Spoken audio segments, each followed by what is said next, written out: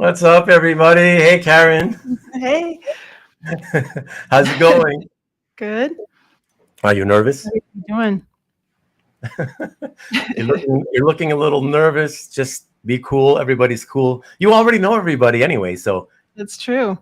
it's and they know you, so it's going to be good. Speaking of everybody, let me jump into the chat and say hello and see who's here. Mr. Red Jack, we spoke earlier, and I don't know if you came back yet or not, but I hope your mom's doing well, and hope to see you coming in and out. And of course, here we go. Good evening, everyone. You were early, honey. 15 minutes early when nobody was here. And number one Marvel fan, as always. Lovely to see you, sir. May I speak with the manager? You got him. You got him. Comic Art Boston. Yay. Awesome. Hello, Brian. Okay, saying hello. The hellos. Obviously, these are comments from before we went live. Ruben, I will be in and out. Probably more out than in, I'm afraid. No problem, Comic Art Boston. I appreciate whatever time you can give us. And I hope to see you in here a little bit later anyhow. Whatever you can do, that's fine. And by the way, I saw you leaving comments on some of Karen's videos. So thank you for doing that. That's very awesome, and I'm glad you enjoyed them. Okay. Richie, what's up, sir? God evening, everyone. Jason, Michigan State, what's up? I don't know why I said that. I hate Michigan State, but I suppose it's better than Penn State, or one of those other teams. Nothing's but anyway, better than Penn State. Rickster, good evening, sir. Good to see you. Kavi, what is up, sir? What's up, Ruben and Karen, watching on the big screen TV. Oh, the big screen. Wow. Wow, so fancy, sir. Good to see you, man. Gabe Carino, been a while. Been a minute, as the kids say. Good to see you. Tariq, also been a minute. What's up, sir? Hello, hello. Oh, look at that. Look who came in, Karen. Look at that. Oh, no, I'm here again. What's up, man? Yay. Fun. Well, I hope so. I it depends. It depends on how much Karen misbehaves. I think really the more she misbehaves, the more fun it'll probably be, to be honest. But we'll see. Good evening to you, Stevie B. What is up? What is up, sir? Does having a woman collector on this episode make it a key appearance, or for Ruben to improve his diversity score? Well, I guess it's a key appearance for sure.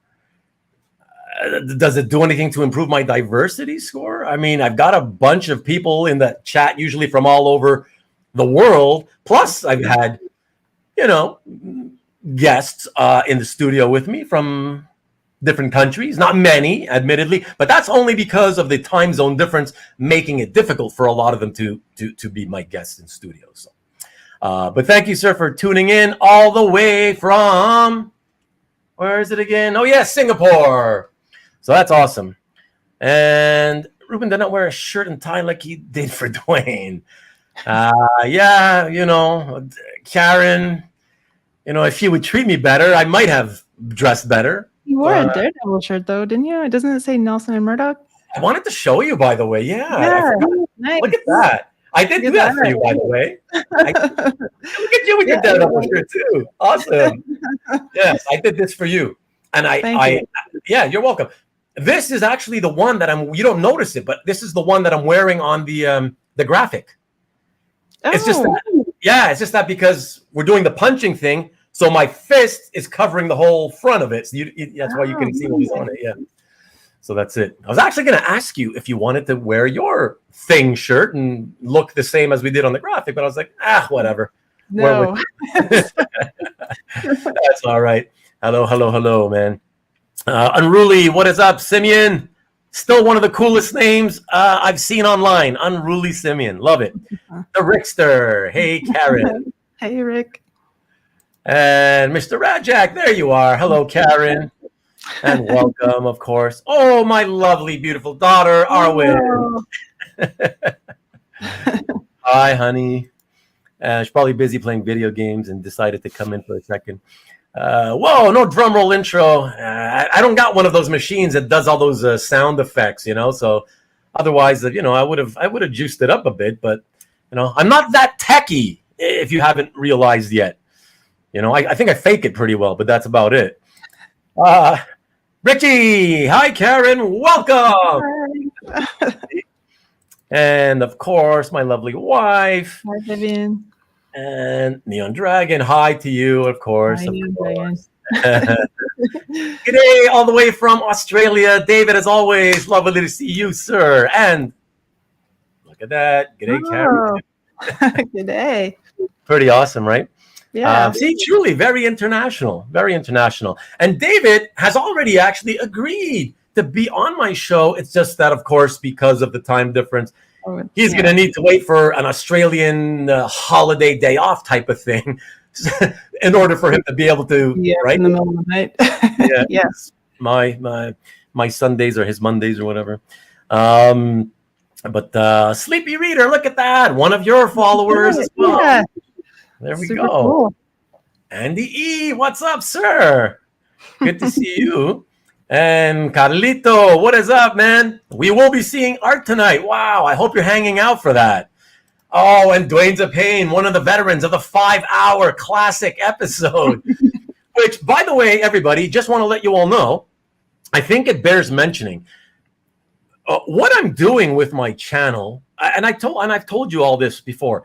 I know that some of you really, obviously, you don't like the fact that the episodes go really long. I get it. I'm with you. I get it. But a lot of people do like it. And as long as they want to stay on live and chat, I'm willing to stay on. So that's why I let it go long oftentimes. But I wanted to tell you guys that even despite the fact that we set that 5-hour, 3-minute record 2 weeks ago with the Neon Dragon, and at that time, according to all the metrics I know about YouTube, the algorithm and the way YouTube works and how viewers behave, I got to tell you all, I'm very proud and thrilled to say that in these 2 weeks that have passed since that episode has, at 5 hours and 3 minutes, not only is it not one of the worst viewed episodes that, as I expected it to be, it is now the, I believe, 7th highest viewed episode out of my 58 episodes. So I'm breaking with convention apparently. And something we're doing is I have to say, I think we're probably doing something right. And it's like I said, it ain't about me. Ultimately, it's about you guys in the chat who make it what it is. And of course, those of you who are always willing to come and take some of my abuse in the studio like Karen will tonight, of course. Yeah, so thank you all. Really, really appreciate it. Particularly those of you who don't mind that the shows do go long. They're like that, Marcus. Oh, they're I'm sure there will be bloopers along the way. Thank you. This is what I was going to say. I was like, I'm hoping there's going to be some bloopers along the way. On your end, hopefully more than on mine. Maybe Jeff Wedding. Always a nice day for a Jeff Wedding. What's up, sir? Jason, I'll get you to wear green and white someday. You know what? Even if I ever visit the state again and we hook up to watch a football game, which I would consider if you're into it, you and your wife can get together with me. I don't know if I'd bring my wife. She's not into football at all. But I would love to maybe try that. And if you're willing, I'd try it. But I'd be wearing my Michigan jersey, not Michigan State, sorry to say. Better than state. You mean better than the state pen? You mean? Yeah. Everything's better than the state pen. Andy, okay, so everybody's saying hello to each other. Let's get Karen to misbehave, says the Neon Dragon. Look at this, another one. Aloha, Carl. What is up, sir? Carl, we got a piece for you tonight. You have to stick around to see what I'm talking about. I think you'll appreciate it, though. It relates to something we talked about, I don't know if it was last week or the week before. So there you go. Exactly. Plenty of diversity here, says the brown man who claims to live down by the river or next to it, kind of. That's another inside joke from a previous episode. On a side note, are you making it to Terrificon? Rich, I'm not. Because the last 2.5, 3 months have been so expensive for me online. I don't have money. I wouldn't have enough money to make it worth my while to kind of go, whatever. I won't be going. I was thinking about it, though, because I know I'll miss you if I don't go. But, yeah, I don't know. Maybe I'll make a last-minute change of mind. Who knows? Right now, though, it's no. Hi, Karen. Awesome videos from the Comic Art Boston. So I don't wash my clothes. That's exactly it, Red Jack. Thank you. Hello, Arwen. How are you? Arwen, the daughter. I like that one. Good one, Neon.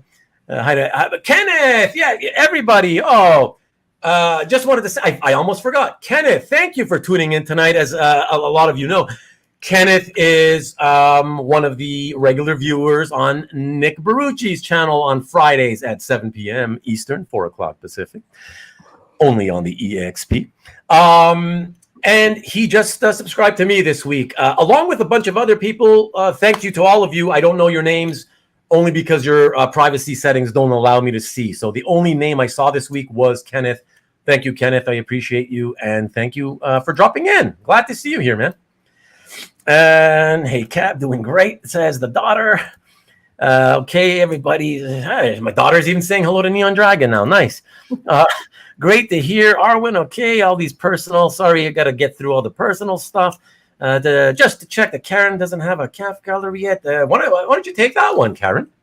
I do have a calf gallery, but I've kind of pulled a bunch of stuff off of it recently because I've been kind of planning to show a lot of stuff on my YouTube channel. So I have a very pared down calf right now. So okay, that's fair enough.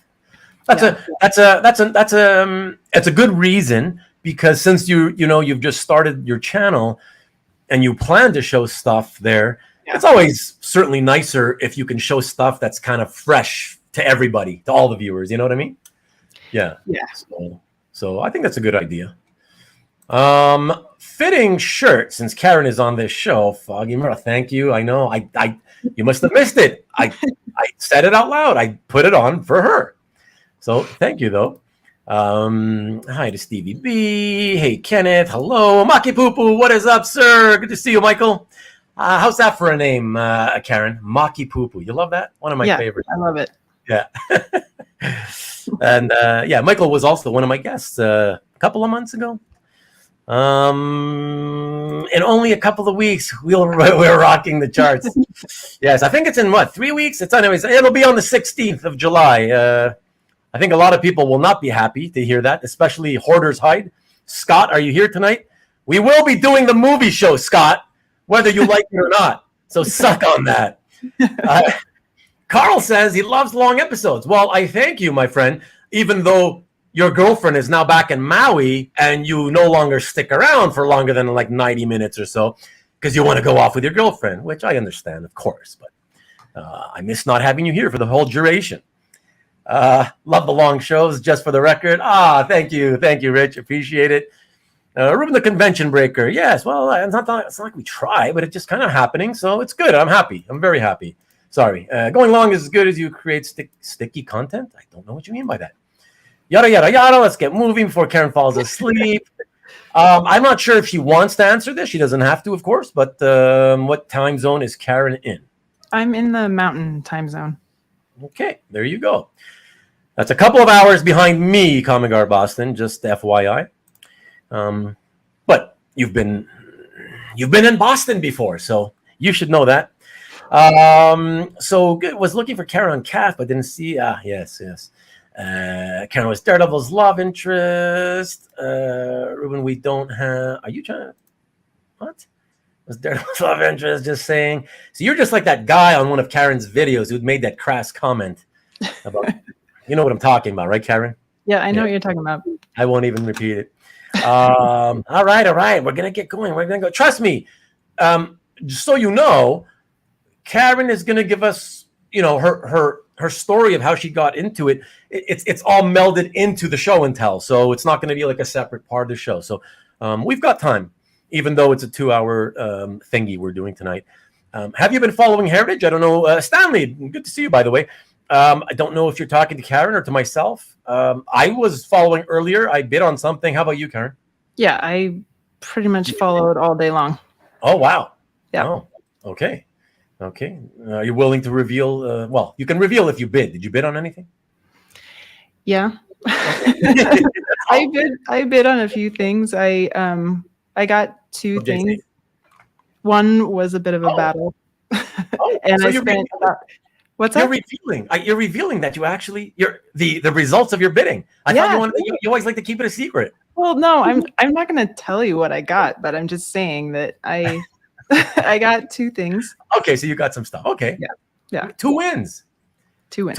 2 wins out of how many you bid on? Maybe like 5. Okay. That's a 40% success ratio. That's good. That's actually good, believe me. Especially on Heritage. Because everything goes stronger there, you know? Yeah, one went for about double what I wanted it to go. Yeah. Well, I only won one thing, and it did go double what I really wanted to pay for it. Yeah. But I won it anyways. I'm not happy, but whatever. Like that's what happens, right? So I don't know if she wants to give it. Everybody's gonna go flock to see nothing there, but do you want to give that up or not now? It's maybe in the future when you maybe want to repopulate it or something after you've shown everything. My calf gallery is under the same name, Karen's Pages. Oh, okay. There you go, everybody. Okay. Yep. Yeah, there you go. And you couldn't find it. That's probably why. Yeah, exactly. Yeah, I like that. Coincidence? I think not. No, Terrificon actually will be missing it too this year. Sorry to hear that, TJ. In the comics, good Lord, Karen and Matt dated. My gosh. I don't know what you keep getting at, though. I don't know what you're getting at. I thought I knew what you were getting at. Why are you bringing that up?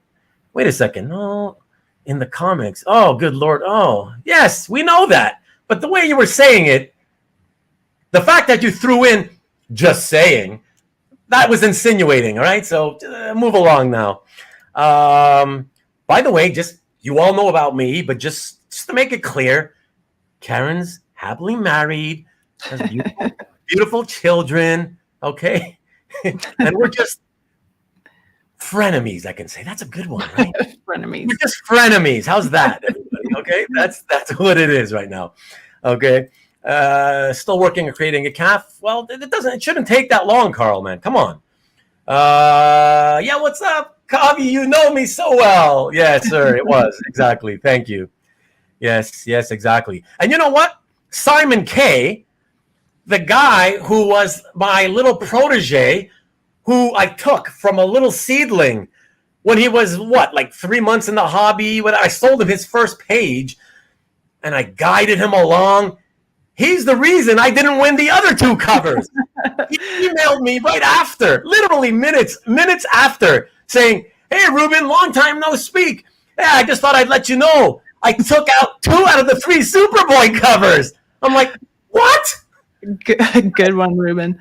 Yeah, what are you talking about? I'm so pissed, but whatever. Good on you, Simon. Good for you. Whatever. It's her real last name, Pages. I guess you'll never know. It's not Ruben the frenemy, exactly. Karen the married. Thank you. Yes.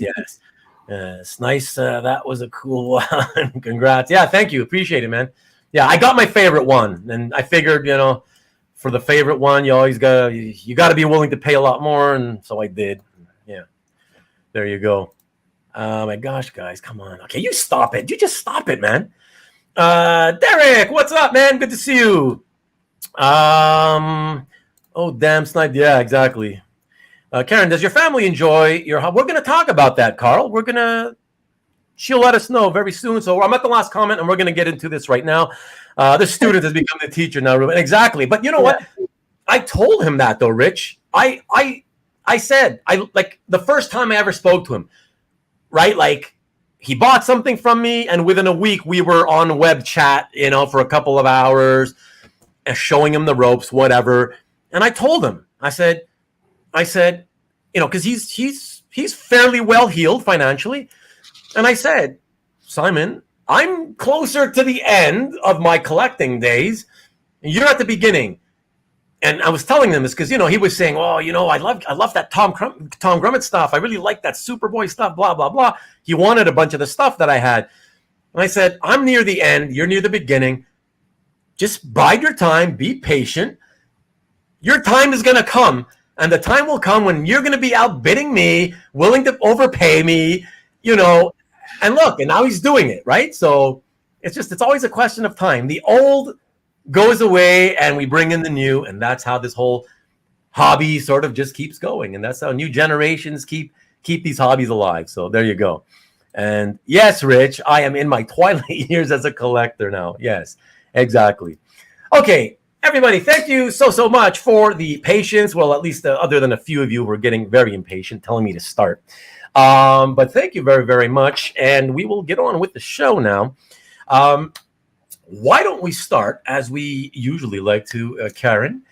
And I guess you're probably already expecting this. I and the rest of the live chat crew would be very honored if you would perhaps give us a little bit of background on how you got into collecting. Actually, I would like to know, I'm curious, specifically also, the first of all, the interest in comic books in general, when it first hit you, took hold of you, and then obviously, how did you start buying comics? When did you start buying comics? And was it simultaneous to the artwork, or did it lead to artwork? That whole shebang. Yeah. Okay. So yeah, I'm not the typical original art collector because I never read comics or collected comics as a kid. I just really didn't have anybody in my life as a kid that was into comics. So it's not that I didn't like comics. I just really didn't know about them. And so it wasn't until, I guess I was in my early 30s when I got into both kind of simultaneously. This was like 2011, I think. I was living in Maryland, and our local comic shop was Third Eye Comics. And it was a really cool shop. And they used to advertise for the shop like on every street corner where I lived. And they have a really cool do you mean because the store would print out stuff that post on like lampposts and stuff like that? Well, so they put like these yard signs out, so people would advertise their business, like if they wanted to mow your lawn or like and so their sign would be, and they had like a really professional looking sign, right, with their cool eyeball logo, the guy with the big eyeball. Look what Marcus just put up. Yeah, the eyeball, right? Yeah, it's like you can't not look at that, right? So my husband and I were together at the time, but we weren't married yet. And he collected comics in the 90s, but he wasn't really an avid collector when I was starting to get to know him. But he just kind of said, hey, you want to check out this Third Eye comic shop with me one day? And just I'm assuming he meant just as a tag along, like just come with me. Yeah, just tag along with me. I want to go to check out this shop. Like, hey, you want to check this out with me? Okay. Yeah. And so I went with him and just kind of was kind of wandering around the shop. I really didn't know what to look at.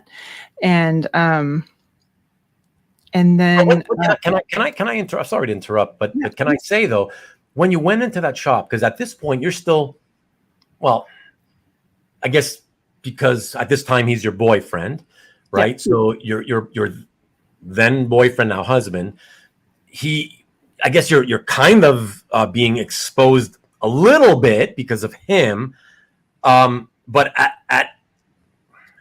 at what level? In other words, before you go to this store in Maryland, have you looked at his comics, like at his house, or have you just sort of, he's kind of into likes comics, but that's it, and you ignored it pretty much?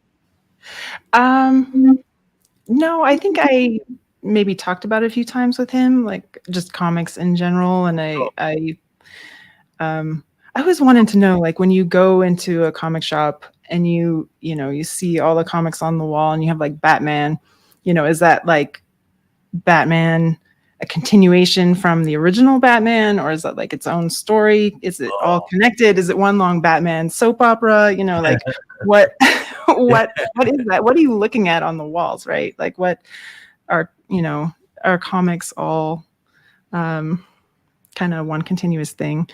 So I think I kind of asked him like general questions like that, and he had shown me one of his original art pieces. I think it was his one of his Tim Sale pieces. And when he was showing it to me, he's like, you're not gonna believe how much money I paid for this. He's like, you're gonna like freak out. And he showed it to me, and I was looking at it, and he told me the price, and I was like, that's all you paid for this? Because it's so cool. Yeah. Wow. You thought the opposite of what most girlfriends would probably think. Wow. Yeah. Wow. Yeah, I was like, well, that doesn't seem like that much money. I mean, this is like artwork, can you share at least? You don't have to tell the price, but was it 3 figures or 4 figures? 3 figures. Okay. He bought that piece early on. That would be like a 4 or more maybe piece now, but So it just didn't. I mean, I thought the way he was talking, I thought it was going to be like thousands of dollars, and it just yeah. So so he had shown me just like that piece maybe before going into this comic shop. And so I just kind of was wandering around kind of on my own in the shop, because he kind of went over to the graphic novels, I think. And so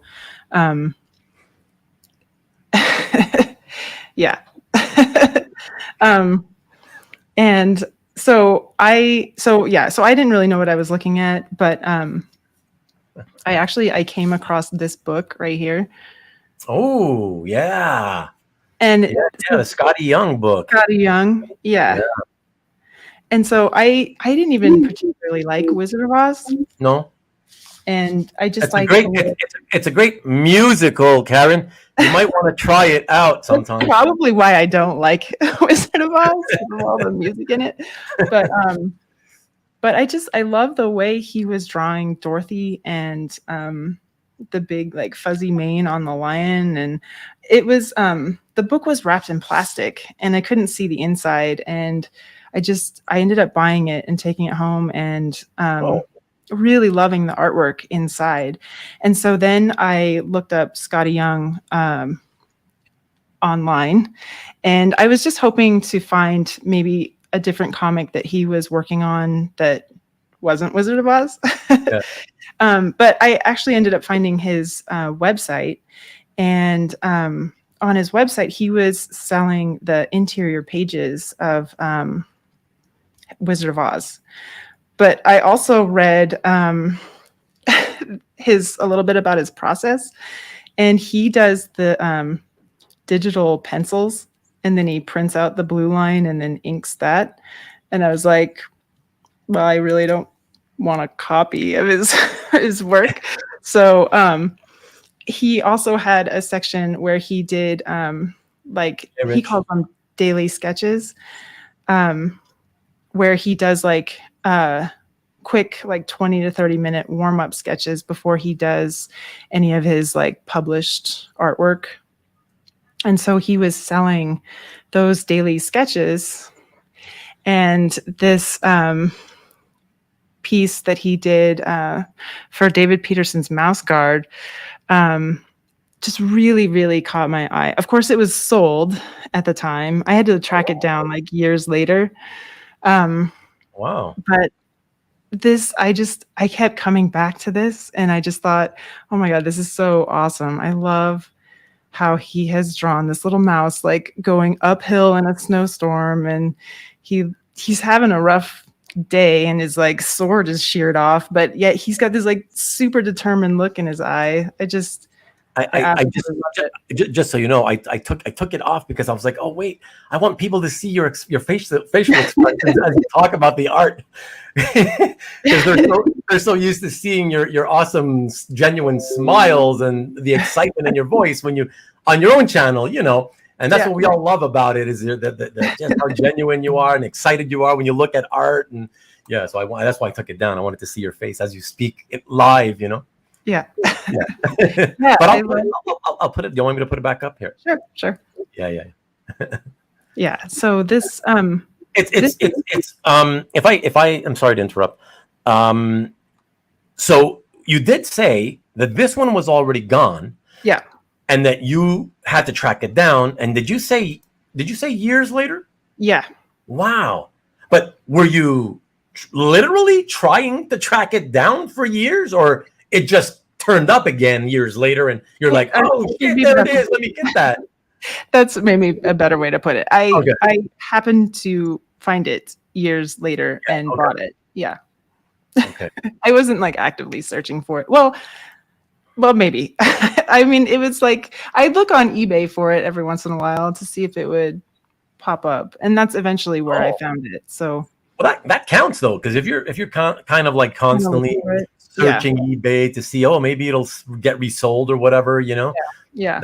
That's you know, you're making it. It shows you're making an effort to, I mean, in hopes of finding that one piece again. Which, you know, you think about it, like, what are the odds? Yeah, right. And it's funny because when I did find it, I wasn't really going to eBay to find art anymore. It was like one day I just happened to look on eBay and it was there, and I was like, oh my God. That's the first piece of original art that I wanted to buy, basically. Wow. And so you saw it on eBay? Yeah. Wow. Yeah. How long ago was that now? Do you know? Maybe like a year or two ago. Oh, okay. Wow. So I first saw it in 2011, and then it took me like 10 years to. That's about a decade. Yeah. Yeah. But imagine though, like you had your eyes set on this again, and for everybody, you know, think about this, like the position. It's so different from the experiences of most of us, right? Like, first of all, I got to keep reminding myself, when you go back 10 years or whatever it was, you're not even a collector, right? It's just your boyfriend at the time who's kind of, you know, he has this piece of art he showed you. You were like, oh, that's cheap. When he's trying to impress you with the amount of money he blew. Right. And you're like, what? That's it? Like, what are you talking about? Right? That's it. Yeah. And then to on top of that, to be like, I don't know, to suddenly, oh, look, I'm at the store and, oh, look at the art here for this, you know, comic book, you know, Wizard of Oz. I don't even care about Wizard of Oz. And you make the decision to buy the book. Like, it's just weird. It's so. Well, I like the art so much, right? I know. But still, right? Typically people who haven't been, like, it's not like you had been looking at comic book art, at least not closely, beyond what your boyfriend had or whatever, right? Yeah. So to make that decision, I think it's just really interesting. It's fascinating because it shows, I don't know, it's something clicked in you, right? Clicked in you when you went into that store that day and you saw that. I mean, to go and to, you know, oh, okay, I'm tagging along with my boyfriend. But first of all, you think about it, you're looking up at the Batman and wondering. Like, most girlfriends wouldn't be wondering. They'd be like, oh, God, when am I at? Can we leave? You know, and you're like wondering, I wonder, does it continue from like decades ago? How does that all work? You know, it's fascinating. And I just find it really amazing. You buy the book, you look at it, you love the art, but you're like, okay, you decide immediately, it's not my kind of content, but I love this guy's art. And you start searching online for the guy, you know, and you would have bought a piece of original art there on the spot when you found it, had it not been for the fact that it was already sold. Yeah. Right. And he and so he, with his daily sketches, he would draw like other comic book characters and like movie characters. He draw like all kinds of things, right? And I I tried to get, like, for weeks I was trying to get one of his daily sketches, but then it's like I finally figured out you had to put all your personal information, like store it in his website and then do like the express checkout. So it took me a while to like be able to do that and like try to, because it's like these things would be gone. His daily sketches would be gone within the first like minute of him posting them. So his checkout process was too long is basically what got me. Yeah, because I didn't want to store my information in his website. So I was like trying to type in all my information and like copy and paste and like try to get through the checkout fast. I lost like so many pieces, but then I finally just decided if I really want a piece, I'm going to just have to store all my personal information in this guy's website. So that's kind of what I did. And eventually my first piece I bought from him was a dragon, which was pretty cool. Speaking of the dragon. Speaking of the dragon.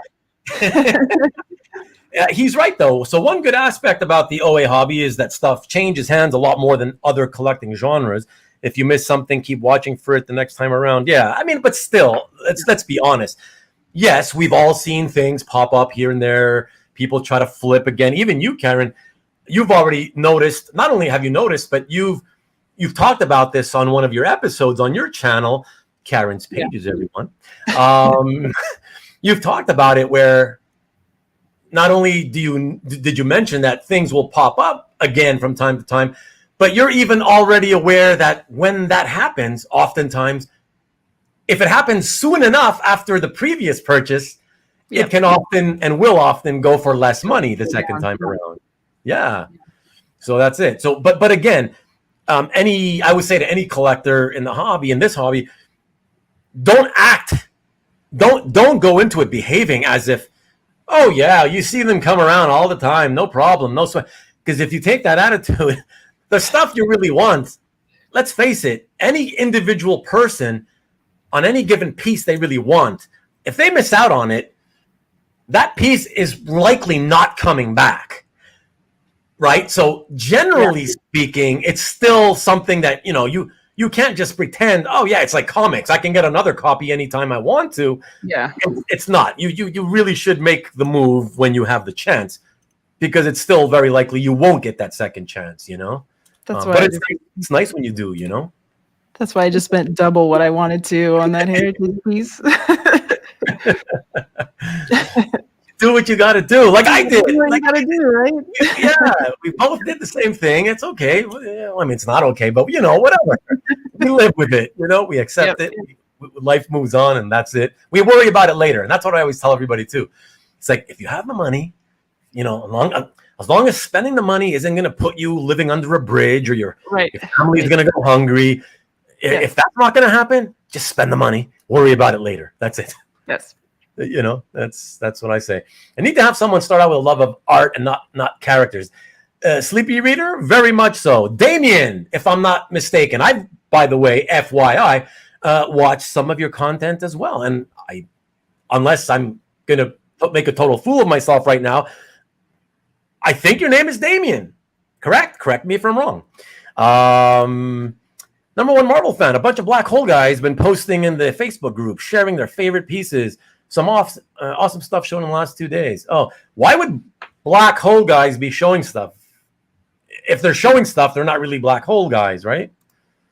But anyways, got heavily questioned when I bought a Curt Swan page for $200 from ECC back in 2011, same year Karen started. I don't know why you would get heavily questioned though, because in 2011, $200 for a Curt Swan page is a steal. I mean, if you're talking Superman, I don't know what kind of page you're talking about. If it was Superman, that's ridiculously cheap. So, Ruben's wife, Miss Vivian, by the way, Mr. Red Jack, she wants you to know, and I agree with her. We both love it when you always call her Miss Vivian. It sounds like one of those, Southern Georgian folk, old Georgian roots, even though I know you're not from there. Irish Catholic New York, New Jersey guy. You turned down my request for date 18 times before she agreed. 18 times. That is a complete falsehood. Just FYI, in case you all know, I will tell you. She said yes right away, and we went to see Titanic. If you can believe it or not. Yes, that's what really happened. Finding an OA piece that you thought was long gone is an amazing experience. Yeah, absolutely. Karen, do you have any art schooling or collect other collectibles? I don't have any art schooling. I was collecting statues for a little bit. Oh wow! I did not know. Wow, my 2-month frenemy has not told me everything I needed to know yet. Well, I have like, gosh, I think. Oh, I don't remember those. I don't remember the 2 sexy babes statues back there. I was trying to fill in some gaps in my cabinet. Yeah. Yeah. Oh, so cute. Wow. That's very cute. Okay. Okay. Yay, Karen. I'm not sure what you yayed for, Neon, but okay. Maybe the dragon. So David and Oz also was asking you, first of all, great to see you as a collector. Any idea why we don't see enough female art collectors? I don't know the answer to that question. I don't know. Yeah. They've got to be out there.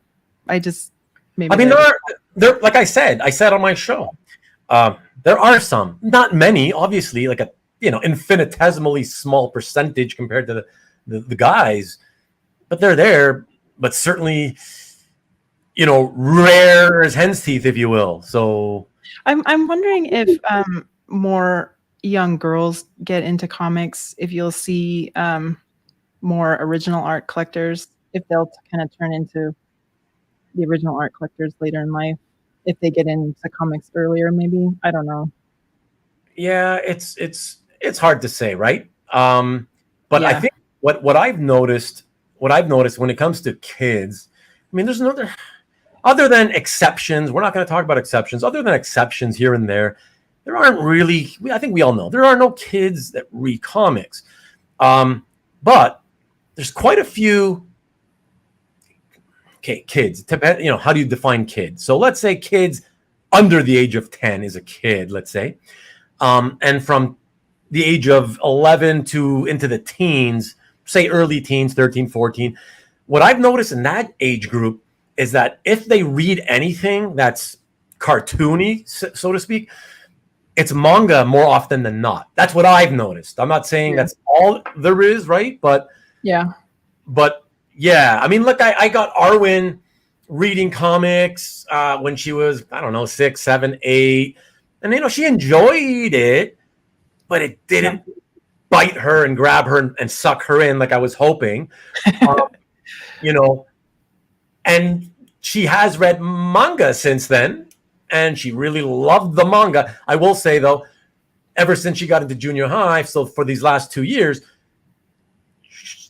so we gave her a phone for the first time so we could keep tabs on her while she's away at school. Yep. And of course, ever since we gave her the phone, life is completely different. There's no reading happening whatsoever. It's all about texting friends, watching TikTok like a zombie. Yeah. I'm telling you, phones are these phones. You guys wonder why I don't own a cell phone? That's why. I hate how destructive it has been. It's turning not only kids, it's turning adults into zombies. Even adults. When we used to take Arwen swimming for swimming lessons, we'd be sitting there on these long benches, and there'd be like 15 of us, right? Parents facing the pool. I'd be the only guy watching his kid. I'd look sideways, and what did I see? 14 people doing this. Oh, yeah. Yep. Oh, yeah. Oh, yeah. Oh, baby. Like, what are you doing? I don't get it, but whatever. Watch your kid at the pool. Oh, that's a whole other conversation, but you get what I mean. So I'm curious, did you buy the comics for Arwen, or did you let her pick out stuff that she wanted to get?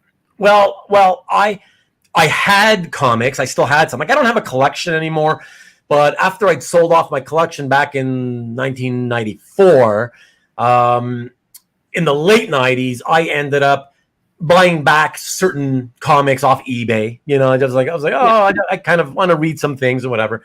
And bought some cheap comics at a local store. And so I gave her some of those cheap comics, you know. And then at that local store on free comic book day. So we have a few stores, but this one particular store, the owner is really cool. Like, so he'll give you get whatever they have in the selection of free comics for free comic book day. But he also has these large selection of dollar comic bins. Okay. And they're pretty good. Like, they're pretty good quality stuff for $1, you know? And on that day, it's like, oh, if you're under 12 years old, every child 12 or under, you can also pick out 10 comics from the dollar bin, you know? And so I'd let her pick those, you know? Yeah, let her pick whatever she wanted, you know?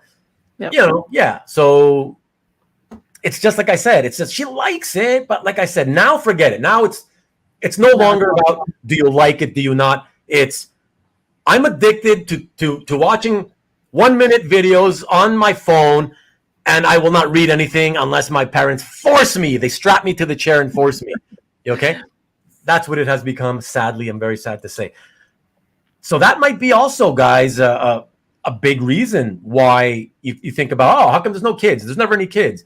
Well, it's not just the price of comics are a ripoff, but that's with their phones and playing whatever, TikTok and stuff, right? So, yeah, so that's it. But anyway, so to circle back, Karen, okay, so you ended up finding the mouse guard. Skottie, yeah. You bid on it.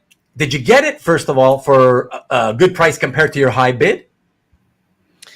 The mouse guard piece. Let's see. He had like a I think it was one of those things where you could maybe do the auction, and it had a buy it now. And then I see. Oh, okay. I haggled with him a little bit on the price, and he came down a little bit, and then I bought it. Ah, I see. Okay, good. So you haggled and you did a deal you were happy with. Yeah. Okay, so that's perfect. Perfect. Maybe the Swan was awkward. Has he let us know yet, Carl? Carl, why didn't you let us know what your $200 Swan page was? Why are you hiding that information? Superman's Curt Swan page. Well, first of all, good for you, but like $200 $200 is like so ridiculously cheap, even in 2011, man. So ridiculous. Wow. $200. Wow. Goodbye. You're a black hole guy. Still share a lot on Facebook. But I mean, if the whole point of black hole is okay, whatever, man. Okay, sure. Share away. No, I want you to share anyway. So that's a good thing. I'm happy to hear that you're sharing. Let us know what name you are on Facebook. Are you also #1 Marvel fan? And then Ruben felt like the king of the world after. Oh, God. Okay, next. Slabs, statues, and original artists. Plenty. Yeah, I mean, there's so many things that it's easy, even within this hobby, right? Comics and all the offshoots, right? Statues, art. Man, there's just so much stuff you could get lost in. Okay. All right. Tariq, you haven't been by in a while. I'm just going to say, had you been here the last few weeks, so Karen, she started appearing and showing up in the live chat, and suddenly, from one day to the next, she was like this sweet, sweet woman who I thought was really being gracious and thankful. I was just trying to sort of give her a little push along with her, starting off her channel on YouTube. And then all of a sudden, she felt like so comfortable, like she'd known me her whole life. And she was in the chat. She saw everybody making fun of me. Well, we won't get into why. And she just started, okay. Why for a second? Look, I've never heard anybody say that they didn't like Star Wars, like the original 4, 5, and 6 movies, because of Han Solo and Harrison Ford. No. That has nothing to watch Indiana Jones. That has nothing to do with the fact that here I was, out of the kindness of my heart, trying to help you along, give you a little push, and all of a sudden, you were so sweet to me, like behind the scenes. And then you jumped into the chat, and all of a sudden you're there in public with everybody else. You see everybody else laughing at me and making fun of me, and you're like, "Oh, what the hell? I can also make fun of him." And you started laughing at me and making jokes. No. That's why we're frenemies. He doesn't like Harrison Ford. Forget Harrison Ford. We'll talk about that on July 16th. For anybody who wants to know, we're going to talk movies. Comic art collectors talking about movies, which, if that interests you, check out my episode from 2 weeks ago, the show and tell with Neon Dragon. I've parsed out it's a 5 hour. That's the one I talked about. 5 hour long episode. If you go to the video, you can see it's chaptered. Okay, I've broken it up into chapters. It's the final chapter, so it's the last hour and 10 minutes. All we did was talk about movies, or more precisely, all they did was laugh at me and make fun of me for comments I made about movies and actors. Including Karen, and that's why she's a friend of me. So anyways, we will be, actually, it was very, very fun regardless, but I thought it was fun enough that we will do an episode like that on July 16th. So yeah, I haven't scheduled it, but when it schedules, if you're subscribed, obviously you'll get the notification for it, and you'll see what it's all about on the thumbnail. Yeah. Curt Swan pages are still don't be mad at me, Karen. Curt Swan pages are still pretty reasonably priced for the first time. You know what, Mr. Red Jack, when you consider the fact that he's one of the legendary Superman artists, right? And yes, I know a lot of people these days don't like Superman. Oh, he's too powerful, this and that, like whatever. But he's still a classic. He's still the first true superhero, and for that reason alone, if you get the combination Superman, Curt Swan, I absolutely agree. It's still really cheap, especially compared to any major Marvel characters or even Batman within DC. I mean, yeah, super, super, super affordable. Karen, your comics collection is on par with what's being collected by oldies, such as myself, proving that classic comics are timeless. That's a compliment from the old man himself, Comic Art Boston. Referring to the CGC comics in the background, of course. She has I will say she has a pretty exquisite taste, and shocked me too, given her age, that she's mostly into Silver and Bronze Age, and even some Golden Age, right, Karen? Yep. Yeah. I mean, that's very impressive, which again is another reason that makes you a unicorn, you know? Rich, my wife collects art now. Wow. Okay, particularly commissions. You see, that's what I always say, right? Oftentimes, the female collectors just tend to gravitate towards commissions. But I did in the beginning, but then I switched to. See, exactly. You switch. Another reason you're a unicorn. But you did start that way, though. You know. Well, that's was accessible, though, right? Yeah. So no, for sure. For sure. I mean, it's all depending on your own circumstances, obviously. Yeah. You know? Well, yeah. Yeah. Kids now, anyone under 35 for me, like my doctor. That's very true, Jeff. That's very true. I always get nervous when I go to see doctors and they're like 29. I'm like, what? Wait, where's the real doctor? You know? Oh, boy. My nieces and nephews read comics, but that's my fault. Well, that's not your fault, but I know you're just joking about that, but that's awesome. I'm glad. I just hope they stick to it, Dwayne. I hope they stick with it, because I succeeded for a little while, but it didn't stick. Manga section at Barnes & Nobles is popping these days. Yeah, twice as big as graphic novels. I know. So that's good. It's just that most of us here, we're not really into manga, you know? Most of us anyways. So, yeah. See? Maki Poopo. My wife's nephews read manga. Yeah, exactly. Okay, sorry. It's personal. I do hate phones. I do hate phones. Without a phone, I couldn't be chatting in your live. I'm not telling you shouldn't own it. I'm just stating the obvious, that it really has destroyed the fabric of our society. You know, the way, and not only, forget readers, it hasn't only destroyed the love of reading, or the ability to begin to love reading, okay, from younger people. but it has, even more importantly, destroyed the way people interact with each other. Like, best friends don't even care about picking up the phone and talking because they can just text each other real quick. It's just all about, let me do it quick. I'll just send a quick text. The art of conversation is gone. Anyways, like everything's abbreviated in the text. Exactly. Don't even get me started on that. That's even worse. That's even worse. Oh my God. I don't even want to get into that. Exactly. You know what I'm saying, Kavi. You know what I'm saying, man. But keep your phone. All of you, keep your phones. That's fine. Walk to work in Manhattan every day, constantly viewing people staring at their phones as they walk into you or go across the street. Exactly. Not really missing. Yeah. But you got a phone too, so you can't really talk, because I'm sure you've done the same thing. Rich, that happens even without phones, though, in New York. Yeah, exactly. Tried getting my nephews and nieces interested in comics when they were young. No avail. Yeah. It's hard. It's hard these days. Remember the bondaged? Bondaged? I don't know. Why? Sorry, I came to it late, man. Could never sell your collection. Of course not. You're love looking through them. Okay. Yeah, whatever. Everybody's different. Rest that is okay. I'm sorry, Marvel fan. You should post on Cap because I have no Facebook account. Okay, everybody's talking to each other. It's all right. Everyone rubs Ruben's secret. He loves it.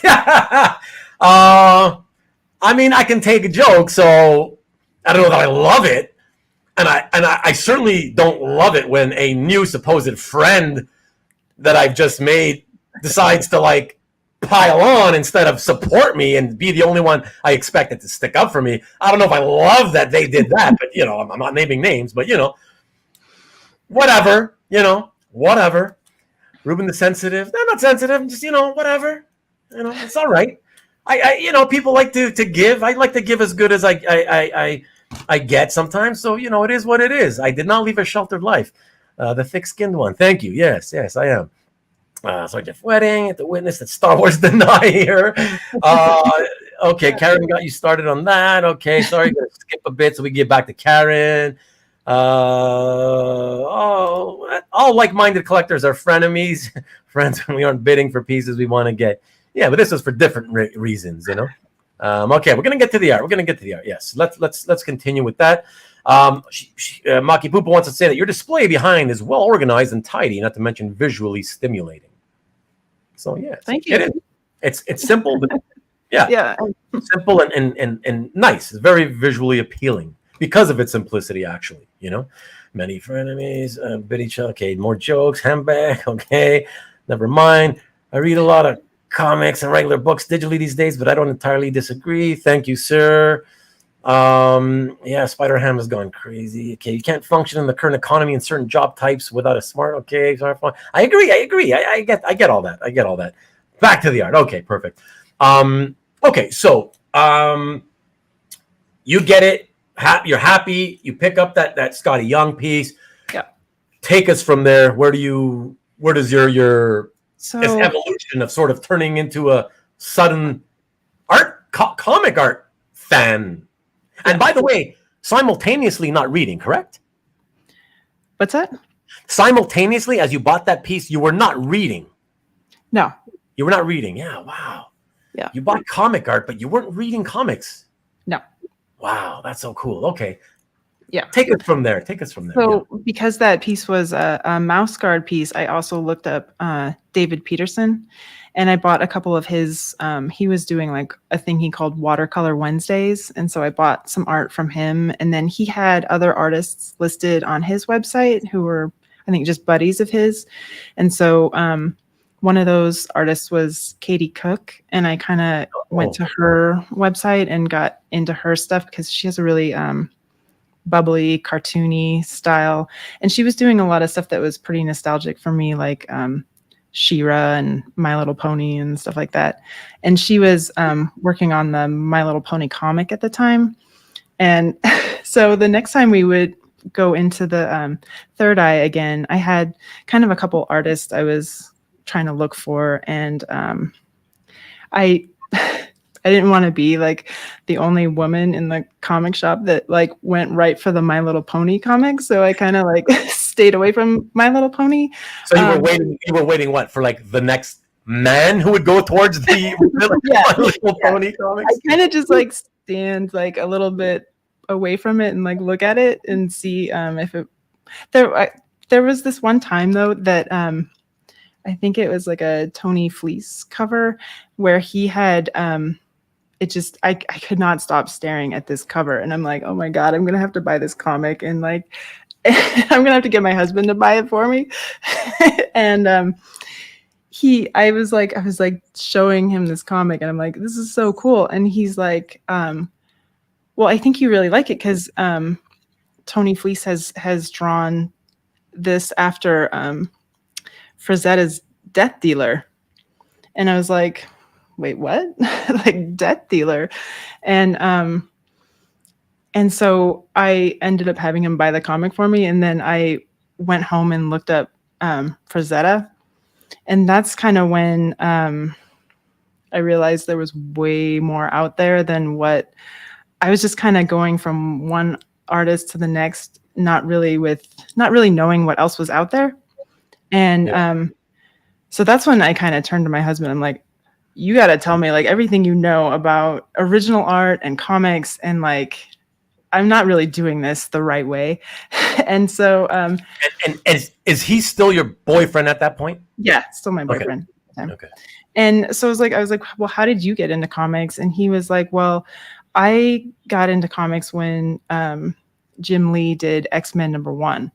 And so I was like, okay, well, what's Jim Lee working on these days, right? And so when we went back to Third Eye, it's like the New 52 had just started. And so Jim Lee was like all over the place, right? And so that's when I started pulling like books off the shelf like crazy. I had like a huge stack of stuff that Jim Lee was doing, Greg Capullo, Jay Lee, and David Finch. So I started to have like a bigger stack of comics. And it was also this is kind of when I started realizing that not all comics were the same. Like sometimes the staples are better than others, and like the corner. And I was like, I don't know. I think I've always had that collector mentality. That's interesting. Wow. Yeah. So it's like I'd go through like the whole shelf and look for the best copy. Wow. And so weird. And that was but that had to have been, you had to, at that point, you must have had some sort of talks with the boyfriend where he must have been saying things to you about, whatever comics he has, he takes care of them. He's careful with how he holds them. No? Nope. Wow. No. It's just instinctively for you. Yeah. Wow. Yeah. Again, unicorn. Wow. It's just crazy. Yeah. That's just how I am towards things like in general. I don't know. I don't know. It's just kind of that collector mentality, I think. I guess. Yeah. No, it's I don't know. It's fascinating. It's real to me. It's super fascinating because you're so unique in so many ways. I mean, again, you're buying these comics, but correct me if I'm wrong. You're saying you're buying them because this is still all aesthetically driven, right? It's not because, right? It's not because oh yeah, okay, boyfriend, you're telling me Jim Lee's cool. Oh, I want to read that comic. It's just it looks pretty good. I'll buy these comics because they all look really cool. Yeah, I really liked Jim Lee's art.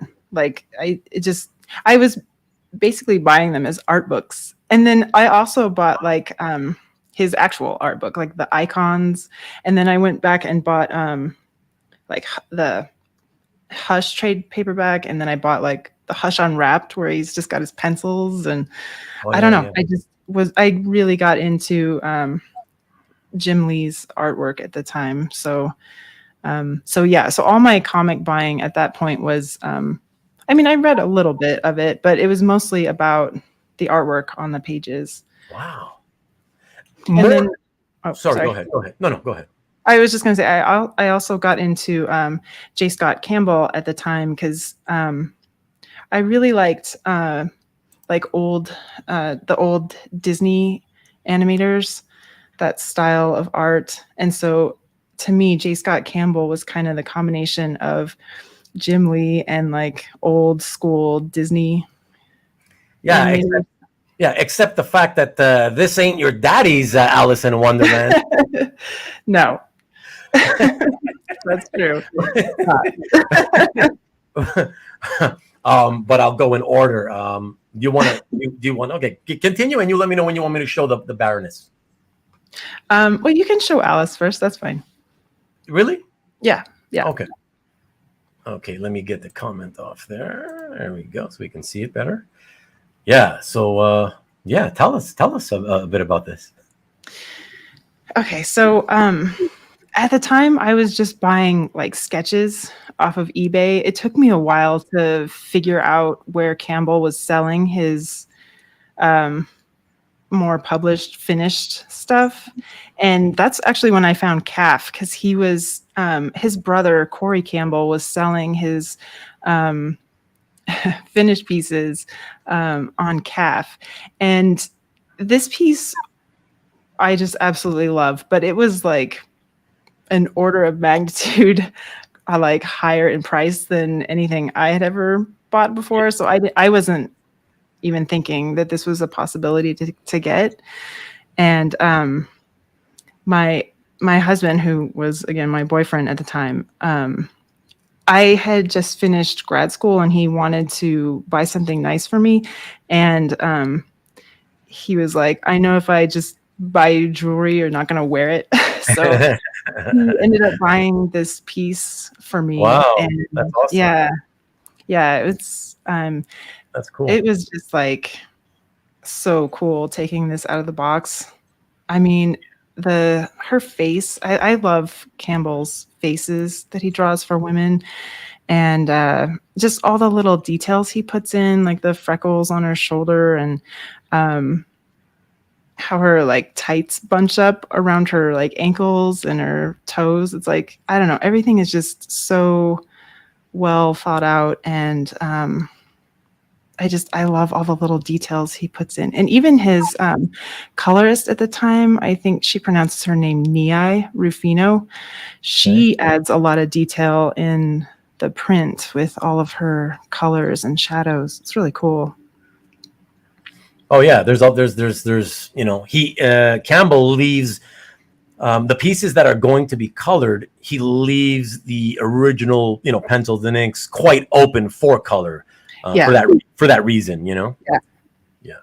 So yeah, it's pretty spectacular. Yeah, you likey, Marcus. You likey. JSC, yes sir. His Xenoscope stuff was fantastic for that market. Okay, what a wonderful husband. Yes. Well, boyfriend at the time. That's even more impressive. Huh? That's a boyfriend really wanting to lock her down, And much better than a pear necklace. Very true, Brian. Obviously, pearl. Yes. Pearl. Yeah. Yes. But yes, there you go. Great husband. My wife never wears any of the Tiffany stuff I've gotten for her. There you go. Exactly. There you go. Yeah. Yeah. There you go. That you guys, the men have to learn about that whole jewelry thing, That's so funny. Damn. Yeah. So that's very, very, very lovely, and a lovely gift. Absolutely. Holy crap. I mean. Yeah. So amazing. Okay. Yeah. And so how then does that lead you to getting the Baroness piece? Is that soon before or after? That was a few years after that, because I'm trying to remember. I was just. But if that's a few years after, how come? Because I thought you wanted me to show them in the order you wanted me to show them, because it went with the timeline of how you were getting. Well, it's kind of just in general how I was trying to collect Campbell's. I would just kind of go to eBay, and like I said, I was trying to just buy his rough sketches, because at the time they were just maybe like $100. Now people try to get like 2,000 for them or whatever, but back then it was like $100 for his really rough sketches. And my husband was always like, why are you buying these like really rough unfinished sketches? And he doesn't care for the rough stuff. No. He's all about just finished art, nothing else for me. Art, yeah. I don't care about the process. He's gonna hate me when he rewatches this on Rewind. I don't know. I thought it was cool to see his process, but it was also all I could afford. But I'd also try to look for more finished looking or commission style pieces from him on eBay. And I ended up buying like an aerial that he had done for I think it was for his Disney Wonderground exhibit thing that he did. But yeah, and the Baroness popped up maybe a few years after that. And that was really cool because that's kind of nostalgic for me. I used to watch G.I. Joe with my brother. So, and I love that piece. Do you want to show it? Yeah, absolutely. Yeah. Yeah. I mean, I love how he kind of tilted her head and the really thin frame glasses that she's wearing. So cool. Yes. Yeah. The glasses are spectacular. When you showed me this one, when you sent it to me, I was like, you know what? It's a standard sort of fairly simple marker type, quicker sketch. Yeah. But like little touches, like the glasses, how he did the glasses, and I really do have to, I have to bring this up because I don't know if anybody notices, but given the fact that you started with no art, you answered somebody's question saying no, you had no artistic background previous to this, and you just sort of got attracted to it somehow while you were standing around in a comic shop. The fact that you're looking at a somewhat tight but still rough sketch, and the fact that you notice and love the slight tilt of the head, let me just come back to you. For someone in your position to notice something like that, I'm telling you once again, unicorn, like you wouldn't believe. No, seriously, like the fact that you have no art background, and you would know most comic fans, comic art collectors, I never hear them talk about, oh, I love the tilt of the head, and oh, look at her hips are just slightly, tilted at the right spot so that the weight is on the right leg, and she gives her weight. Nobody talks like I don't hear many people talk like that, but what you just said, it goes to that. It comes from someone who typically has something of an art background, and the fact that you don't, it shows that you have a great eye because you notice it in spite of not having the knowledge or not having had the knowledge beforehand. You know what I mean? Yeah. So it's very, very impressive, Karen, I must say. Well, thank you. Yeah. So yeah, let me sorry everybody, let me show it again. So yeah, so you were you a big fan of G.I. Joe, or were you watching it just because your brother watched it, or did you actually even really like it at the time? I liked it at the time, and I was also watching it because he was watching it. Yeah. Okay. Yeah. Okay. Yeah. No, it's very, very cool, and I mean the fact that you all those years later, you still remembered watching it. You remember, Baroness, Yeah, she's cool. Yeah, she's very, very cool. So, okay, cool. From there, we go to a Finch piece, but I don't know. Do you have any story that ties into going to the Finch piece? Oh my God, yeah. Oh yeah. Oh. Yeah, well, so I was mostly getting art on eBay at this point, right? And so I lived near Baltimore, so I wanted to go to the Baltimore Comic-Con, and I wanted to get a sketch from Finch in particular. But the first time I went, I was kind of casual about it, and I didn't really know what I was doing. And by the time I found Finch, he had like a monster line, and they had already put one of those signs up in the back that was like, "This is the last person in line." No more. It's like, don't bother standing in the line. And I was so bummed that the next year, I was lucky because he came the next year too. And I ended up buying like the VIP pass, and I got there like really early, and I was like I memorized like Artist Alley, like where he was gonna be, and I like got through security, and I was trying not to run because I also had a backpack on because I had like portfolios and stuff in my backpack. Because I knew I was gonna get a bunch of art, right? But and then like, you know, in my like 30s with a backpack on, and I'm like, but these people are running like in the direction that I want to go. So I was like, you know what? That's okay. Trust me. Marcus always runs. I'm just gonna run. The door's open. Marcus bolts to the artist he wants to see. A bunch of these guys do for sure. Don't be shy. Yeah. They all do it. Yeah, I pretty much ran across the convention center and got in Finch's line. I think I was maybe 5 or 6 people back from his table. Oh, nice. Yeah. So I think I only had to wait like maybe 2 or 3 hours before I got up there. Oh gosh! Wow, still that long when you're 5th or 6th in line? Yeah, he takes because he's talking while he's drawing. Yeah, he does. He takes time, and he talks to you, and he's so nice. But yeah, it took him a while. And meanwhile, my husband's like, you know, enjoying the con, and like he walked all the way up to Finch's table and was looking through like his published stuff, and like I was too far back to see anything. I was like, like, you know, what, like anything good up there? I'm just like way in the back and trying to stand there.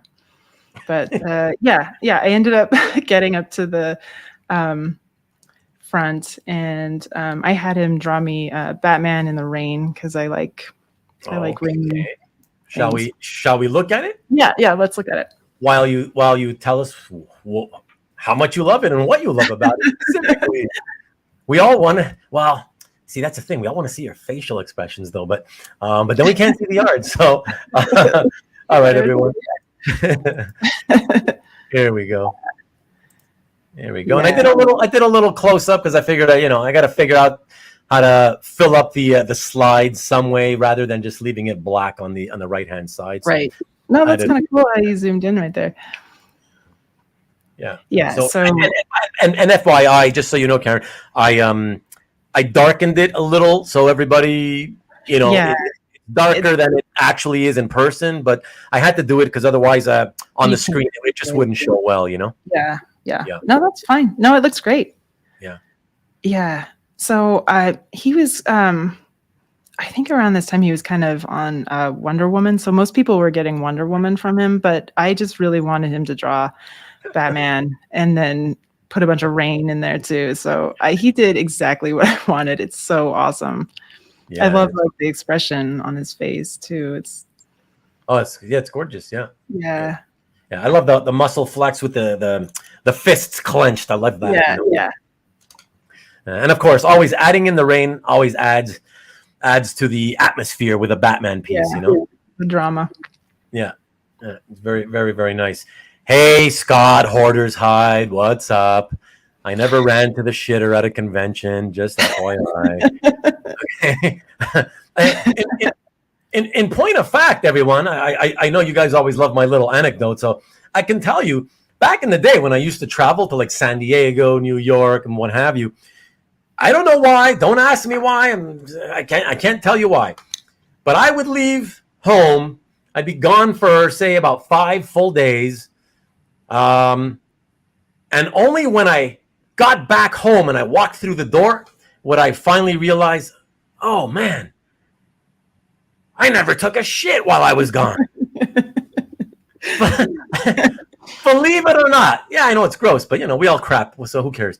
So nobody should be embarrassed about that. 5 days eating, stuffing myself, dinner, lunch. Never went to the bathroom. And the crazy thing, here's the craziest thing. What is the crazy thing? Isn't that the crazy thing? No, here's the craziest thing that you would think, like, wouldn't I be at San Diego, like, oh man, why is my stomach hurting? No. I never felt the need to go. until I got home. It was just the crazy, like, what?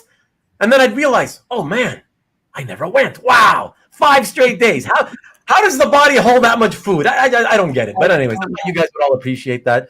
I know it's it's the kind of stories you all love. So there we go. Finch, great Batman piece, Karen. Yeah, thank you, Neon Dragon.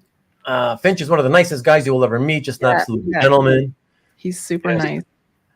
Rich says that one Baltimore con I waited in Finch's line for 6 hours straight to get a sketch. Wow. Yeah. I can't. You guys, wow, yeah. I spent the entire Friday one year at a Baltimore sketch line for Jerry Ordway. I ended up being the very last person he sketched. Oh my God. Oh, jeez. The entire day. I almost didn't get anything from him. Oh, love the rain splashing off of him. Yeah, that's just like we said. Oh, I hear laughter in the rain. Batman seems to love to stand or run in the rain. Yeah. Yes. Why would I bullshit you? Why would I reveal something like that about myself publicly to a bunch of people, hundreds of whom are going to see that? Why would I do that? What are you? Well, and by the way, Scott, you weren't here. I know you just got in. I announced earlier while you were out. I want you, of all people, to know, because you were the only guy who said, don't do a movie show. We're going to do a movie show. So tough for you. That'll be on the 16th. It'll be a Sunday off for you. All right, there you go. Don't show up. You better not show up. All right, Sunday off for you, my friend. All right, you did. You just didn't realize. Yeah. That's why I was walking around and my shorts felt so heavy. You know, heavier than my portfolio I was carrying. Right. Oh man. I just want to see you. I just want to see you in the purple rain. Prince, there we go. I was at a convention the weekend. I was in my hotel room when I turn on the TV and oh my God, Prince has died. So that's how I found out. I was at a convention. Wow, in my hotel room. Crazy.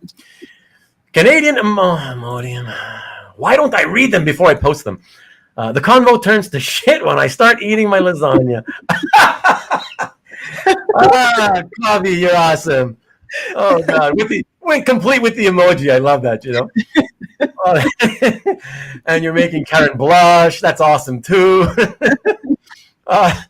Ruben was loaded for bear. That's what really sank the Titanic. Yeah, you know me. Ruben not shitting for all the time and not needing to go for 5 days is more unbelievable than not seeing all those movies. Another episode on this. Hey, I'm up for all the ideas, you know. X-Men is greater than X-Lax. Thank you, Rick. Thank you. It is, I must say. Not that I've ever used X-Lax. I wouldn't know, but Ruben can only crap in Canada. That's why he doesn't go to U.S. cons anymore. Apparently, the first part seems to be true somehow. But that's not the reason I don't go. Ruben the Pepto-Bismol, okay. Yes, now I deserve it. You know, now I deserve it. You feel free to pile on like you always do, Karen. Now it's time. I not do it. Perception management. Perception management Yeah. is one of your new followers. Yeah, that's right. What's up? Awesome. What's up, Perception Management? Good to see you. Thanks for coming to check out Karen. So cool. Sorry, Karen. We'll get to your art in the second, third, 3 hour and a half. Okay. Let's get to the next piece. Yes, it's true. We've got half an hour, so let's try to focus on the art and go to one piece to the next. Okay. How about we try to do that? Okay. Shall I? Do you want me to pop up the next piece and then you talk a little bit about it, or how would you like to do this? Do you remember what the next one is? It's the Andy. The Owly. The Owly. Yeah. So, you can show it if you want. Yeah. Okay. Yeah. This is so cute. I've never read Owly, so I'd like you to tell us a little bit about that if you can, and if you read it, or if it was just something you maybe purchased for the kids, or I don't know. Well, so I met Andy Runton also at the same con that I got the Finch sketch at the same year and everything. Oh, yeah. And I walked past, I didn't know anything about Owly either. And he had all of these really colorful paintings with Owly in it. And as kind of an example of what he could do for commissions. And so I ended up buying a different Owly commission from him, and and Owly is basically, he does like these graphic novels for kids that they don't have any words in them, and it's just kind of like Owly and his friends going on adventures or whatever.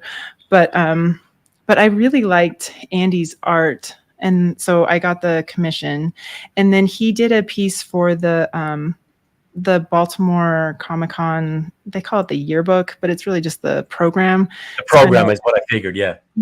It's kind of everybody in Artist Alley did a piece for the yearbook, and then they auction those pieces off in a live auction.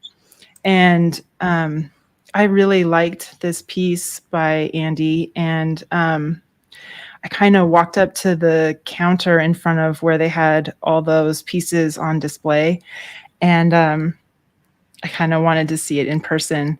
And I was kind of intimidated by the live auction, because I really had only done like eBay, where you kind of snipe at the end anonymously, right? So it's a little different when you're standing there like looking at the people who are bidding against you, right? So it's a completely different experience for sure.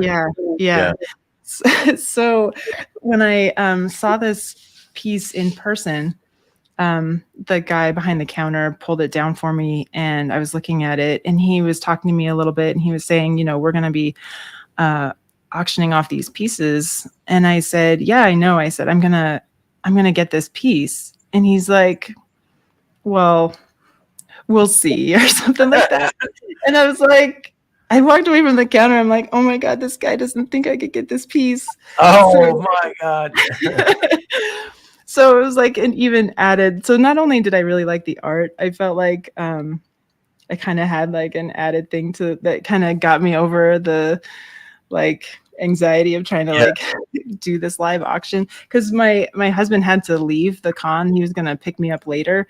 And so I had to do it by myself. And so even more intimidating, right? So I kind of I did kind of take it personally. And so when it came time for the auction, I like stood like right in the front. And normally I'm not really like that. I don't really like go, I don't know. I like in school, I would sit in the back and not talk to anybody. But like for this auction, I was so like amped up. I don't know. I stood up in the front and was constantly like raising my hand. And there was another guy bidding against me. And I don't know if it was like his wife or someone next to him. She looked over at me and she's like, I don't know. She looks pretty determined. I don't think you're going to get this piece. And I was like, I just kept like holding my hand up, and finally the other guy kind of gave up. But were you doing one of those things where you literally just said, screw it, I'm just leaving the paddle up kind of thing? You just hold up your hand. Yeah. Oh, I see. You just, okay. Yeah. Oh, they don't give you a paddle or assign you like a number or anything like that? Nope. Okay, because it's a convention. It's a convention thing, right? So it's just more simple. Yeah. It was put your hand up and that's normal, it. I guess. Yeah. Okay. But that's what I was thinking. I was thinking, like, are they going to give us paddles, or what are we going to like? What is this? Yeah. So, but still, and when all was said and done, you came down with it. That's right. Yeah. Yeah. You showed that guy. Yeah. So yeah, I mean, it wasn't like I was going after there was like Finch and Matt Wagner. There was other like bigger pieces in that auction and stuff. So it wasn't like it was like a huge piece or anything, but yeah, sure. But whatever. It doesn't matter. Yeah. As long as you love it. If you love it, you really want it. I was very determined to get it. And I love it because I love the way in that piece he does the kind of the campfire look, where it's the lights coming up from the bottom and then you have the really deep shadows coming down from the top. There we and go. You know, the humor of Owly sitting next to Grendel, I guess, was pretty funny too. It's a really beautiful piece. Like I said, when you first showed it to me, I was like, oh, I was like, Grendel. First of all, I love cute Grendel, and Yeah. right, and that's Yeah. what I first noticed, and then I'm like, oh, that's that Owly character, but like Yeah. from that top shelf book that I never read, you know. Yeah. And Yeah. I was like, I wonder what the like. I wonder if I wondered if it was something that you had asked for as a commission, or if you had already bought it like this. Obviously, I know now, Yeah. but at the time that you sent it to me, I was like, oh, I was wondering. I was like, oh, why? I was like, oh man, I gotta ask why she would, if this is a commission, like why would she ask for Owly and Grendel? Like it's the weirdest combination, you know? Yeah. Yeah. Yeah, but I think that's kind of the appeal, though, is that it's such a, funny, like, characters together. and I have to ask, since you've owned that, did you ever eventually decide to try to read Owly? I bought one of his books, but I mean, there's no words in it. You just kind of flip through it. So It's just pictures. yeah, just pictures. Oh, I didn't know that. Okay. They're like really little kids. I was under the impression, I think it was because I had looked it up on Amazon years ago. I was under the impression it was more for like ages, I want to say 7 to 10. No, maybe not. Maybe he has done different versions of it, but the ones that I've seen are like little books where it's just pictures. Pictures, yeah. Okay. Yeah. Okay, interesting. All right. Okay, shall we go on to the next piece? Yeah. All right, so for the next one, everybody, we have, so interesting. So we have a trio of pieces coming up by the lovely Colleen Doran. And I just wanted to say, maybe some of you guys, especially those of you who go to conventions more frequently and see Colleen, I haven't seen her in ages. Well, I did see her in 2019 at Terrificon. I did see her there, but before that, not in ages. And I just want to say, only in the last few months have I started to notice. See, when I think of Colleen Doran, I think of A Distant Soil graphic novels, right? Her creation from the 80s. And so that's the style I'm familiar with.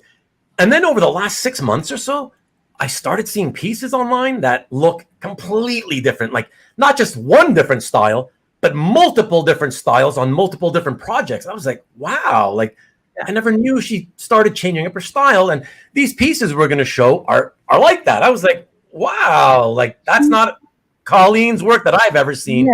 Yeah, it's very, very different. I found these on eBay. She actually had, and she was the one selling them. And nice. She had like in the description that she was doing just like a brush study or something for like, they were like portfolio pieces or something for her own, I don't know, study or something. And she had like 8 pieces and I wanted to buy all of them. And my husband was like, well, you don't really collect Colleen Doran, so I don't know, maybe you should think about buying a little less, and because it's going to be really expensive, right, if you buy all of them. And I was like, okay, well, maybe I'll whittle it down a little bit. So then I had it down to 4 pieces and that I really, really wanted. And so he took a look at the 4 pieces and he's like, and I said, I kind of want to frame these 4 pieces and put them on our wall. And he's like, well, maybe we could, they were Mary Jane. Do you want to show them so you can? Yeah, sure. Because I wanted to ask you, I was like, you know what? Okay. I haven't known you too long, but I'm like, I don't take her for a Mary Jane girl, but I here, where is it? I thought, you know what? We're going to start with that. I mean, that's the one you wanted to start with anyways. Why don't you go ahead and tell us, what is it that really deep down you love about Mary Jane? Okay. Well, you got to show my piece. Well, that is it, isn't it? No, that's not it. What do you mean? This is what you gave me. That is not what I gave you. What? But you said and then you wanted me to show this, and you're laughing. That is not it. No? Oh. No. Hold on. Let me see. Oh, you mean the character? Yes. Oh, the Spider-Man girlfriend. God, what? Oh, well, I don't know. Whatever. I don't know how that got in there. It just kind of snuck in. Or whatever. Here we go. Yes. Okay. Talk to us about this. Or tell us the story you were about to tell about. Okay. Yeah, wanting all of them. Yeah. There were there were 4 pieces that I originally wanted, or at least down from the 8 that I originally wanted. And one of them was Namor. And my husband's like, well, maybe just get like the set of the 3 women, and maybe we leave out the Namor. And I was like, wait, what? But the Namor is awesome. And when he was the one pushing for the Namor? He was the one who didn't want the Namor. Oh, you wanted it. Yeah, and I was trying to remember, like when I was finding the scans of these for you, I was trying to remember. I was like, wasn't there a cool Namor piece that I really wanted to go along with these? And my husband was like, oh yeah, the Namor. And I went into my like Colleen Doran folder, and I was looking. I was like, what happened to that Namor piece? And then can I show you what the Namor looks like? Yeah, give me a second. Let me pull this back down. And hold on. Let me actually also hold on. Let me do this. Okay. So that's the Namor piece that he didn't want me to have. Wow. I certainly know why you wanted to have it. And then I was like, it wasn't about the money. You just didn't want me to have the Namor. Well, I think it's something a little bit more specific than just wanting the Namor. It's funny when people say like their wives like block them from buying pieces, because husbands do it too. So I just to throw that out there. Okay. That's so funny. And that is really beautiful. I have to say, I mean, they're all beautiful. Should I go to the next one? Actually, yeah. You want to like kind of cycle through them? Yeah. So here's this one, beautiful. So Black cool. Widow. Black Widow. Wow. Yeah, gorgeous. I mean, I'm just, man. Like I said, when you sent them to me, I was just stunned because, again, first of all, just so not familiar that she had done this style ever, you know? Yeah. And she did it so well. And so I was just, gosh, this is so cool. And it's so cool. It's so cool that you do have, well, it's cool that you got the 4 of them, but I do like the fact, I mean, I could see how he could want like, the idea of, the triptych of the 3 women, the 3 ladies together, you know? Yeah, I didn't. So that's just the Namor's just a copy. I just printed it out. I never got it. You never got it. So you just printed it out from online? Yeah, so he blocked me from getting it. So he actually okay. Yes. So I thought he blocked you at the time, but that you ultimately just somehow and then you got it. Oh, it was a block. It was a complete block. It was a straight block. Not happening. Yeah, full block. Flip. Yeah. The block was on like a pancake block. You know. Oh my gosh. Okay. Maki Poo says it's the Speedo. Her facial for Karen, apparently it is. Her facial work is very distinct. Yeah, well, all of it is very distinct. Yeah. Fantastic piece. He's loving the story behind it. Carl is. Yes, he didn't mind the ladies. He only minded the guy, right? Like, yeah. Right. He like cut out the. Yes. That's so funny. I peeked at calf and spoiled myself. Oh, so that one's still in calf. Ah, okay. Yeah. Okay. Karen has good taste. Maybe he wanted the Namor for himself, Marcus says. Oh dear, I hope that the Namor piece comes up again for you. Thank you, Comic Art Boston. I appreciate that. You should have insisted, he says. I should have. A straight C block, says Mike. Innocent Art. Oh gosh, no more Namor. Hope that bastard slept on the couch for a long time after that. Nice, Scott. Nice. Doran's work, early power pack, love it. Yeah, for sure. You can say it, cock block. All right, you can say it. All right. Okay, now let us check out the next and final piece in the Colleen triptych, which is this beauty right here. Yeah, so that's also pretty spectacular. Yeah. I love the whole thing, holding that giant gem, and I mean her posture, everything about it. Love it. Yeah, love her it. Smile. Yeah, it's really cool. Sweet, the sweet face, the smile. Yeah, yeah. So very cool. And like I say, they really do, they do look good all together. And speaking of looking good all together, everyone, take a gander at this. And I do want to point your attention, every one of you, every last one of you, I want to point your attention. I mean, look at the art, obviously, but point your attention at the presentation, please.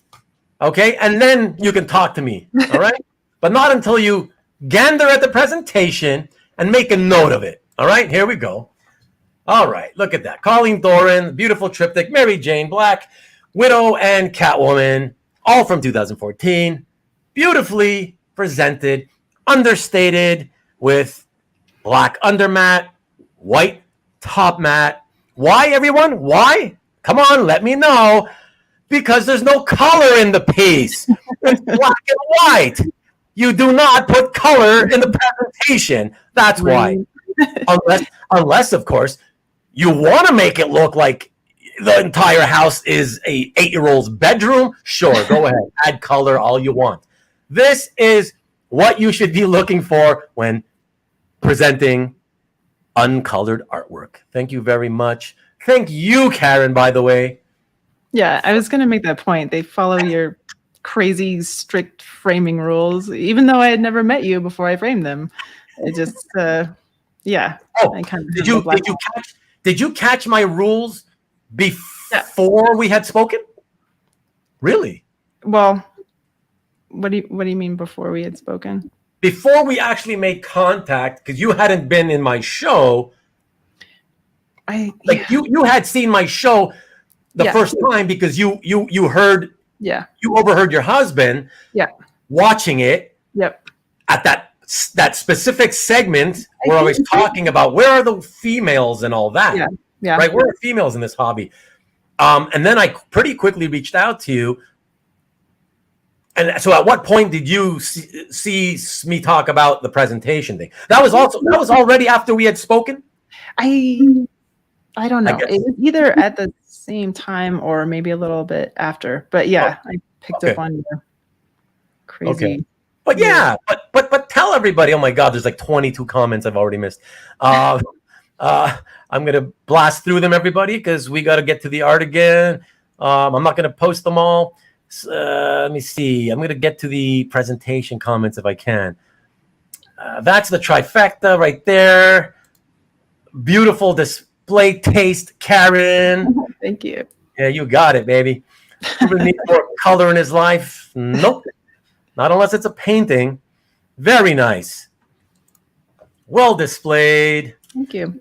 I don't have a lot of comic art on my walls, so you don't have a lot. I don't. Yeah, limited for space, right?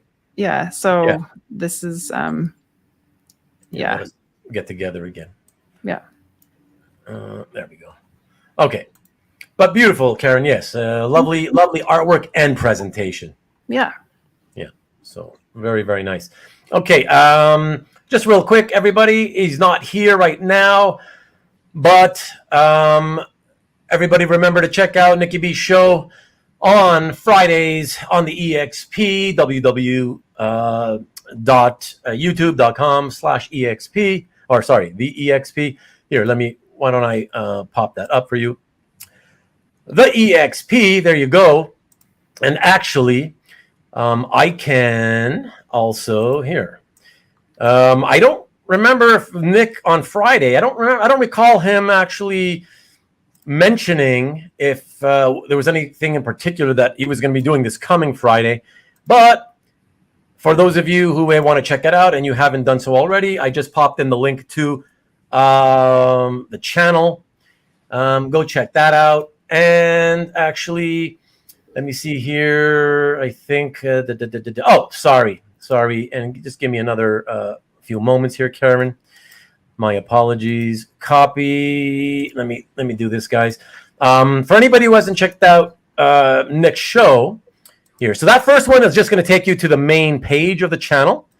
All right, this one here that I'm putting in now, that one takes you to this Friday show exactly. So check it out, bookmark it, subscribe if you want to.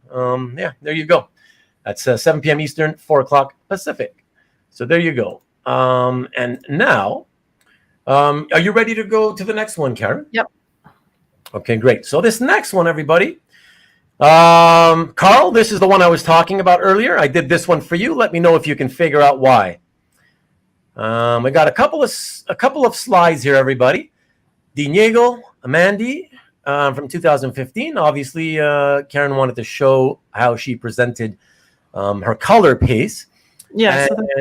Yeah, go ahead, That's Karen. the only other comic art piece that I have on my wall.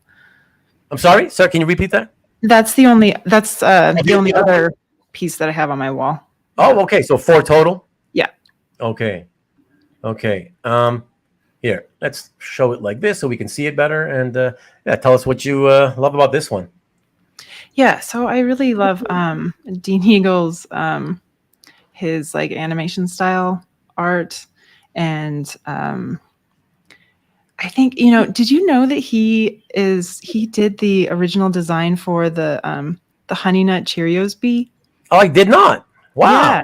Yeah. Oh, cool. So he did like some animation work, I think, early on in his career, and so I love his style and his colors and his Mandy character, and I really wanted to find a large piece that had both her and the dog. The dog's name is Scoots. And this one just really stood out to me, and I just love it. Oh, I love it too. It's a really beautiful one, very sweet. Yeah, it's but there's a lot of skin, yet still, for me anyways, at least for my standards, still well within the confines of being tasteful. So for me that's very important. I don't like the raunchier stuff. Yeah. But tasteful stuff, tasteful nudity is very beautiful. And I gotta say, it's very interesting because we obviously used this for the thumbnail of this episode. And Nicky B on his Friday show, he promoted it for me, and I was really surprised. Those some of the guys here will have noticed. He put it up, but he took it down really quickly because I don't know what word he used exactly, but something to the effect of he was basically trying to say he took it down quick because he felt it was too, I guess, risque or something. I was like, it really surprised me because his audience is no more made for children than my audience. I was like, I don't understand. And he's a publisher, right? He's publishing, in case you don't know, Nick Barucci. He's the publisher for Dynamite Comics. Yeah. And so, he publishes all kinds of hot women, half naked, what have you. It's not a, his YouTube, his comics are not for kids. His channel's not for kids. I was really taken aback at why he decided to take the promo thumbnail down, whatever, so quick. But whatever. For me, I love it, and apparently so do a lot of other people. Lady and the Tramp, yes, sir. This is a great example. Do you know the media that was used? I don't. When you see it in person, it looks kind of like colored pencil, but then I don't know. It has kind of a thicker line, so it looks like it's between like a colored pencil and a crayon. I don't know what that would be. Yeah, but that's okay. And he named his piece "Stolen Covers." He was the one who named it Stolen Covers? Yep. Oh, I see.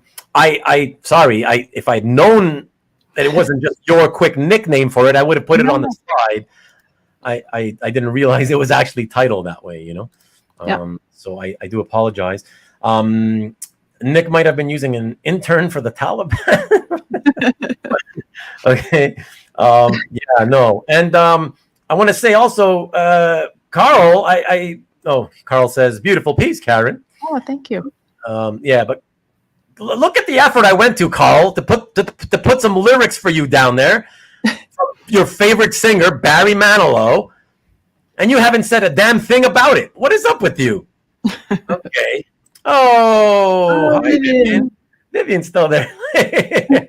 Silently looking. Really pretty. Yeah. There you go. Okay. All right. Well, I guess that's the last time I'll go to the trouble of getting lyrics from one of your favorite artists. Whatever. Okay. Let us go from there. Time is really short on us, so we're going to have to speed it up. You see, I told you from the beginning, though, right, Karen? Like it was going to be tough. It's always tough because of the style of show we do, you know? Yeah. It's really tough, but okay, we'll if we're late, we'll try to get it to a few minutes late. All right, next piece. Here we go. Speaking of risque, I wanted to show this because, of course, I always like to show what it looks like on the published piece. Plus the fact that I thought it was cool to show everybody that the original is risque, but then that they covered it up for the published piece. So only the original is really risque, you know, and this is what you get on the full piece, wrap around.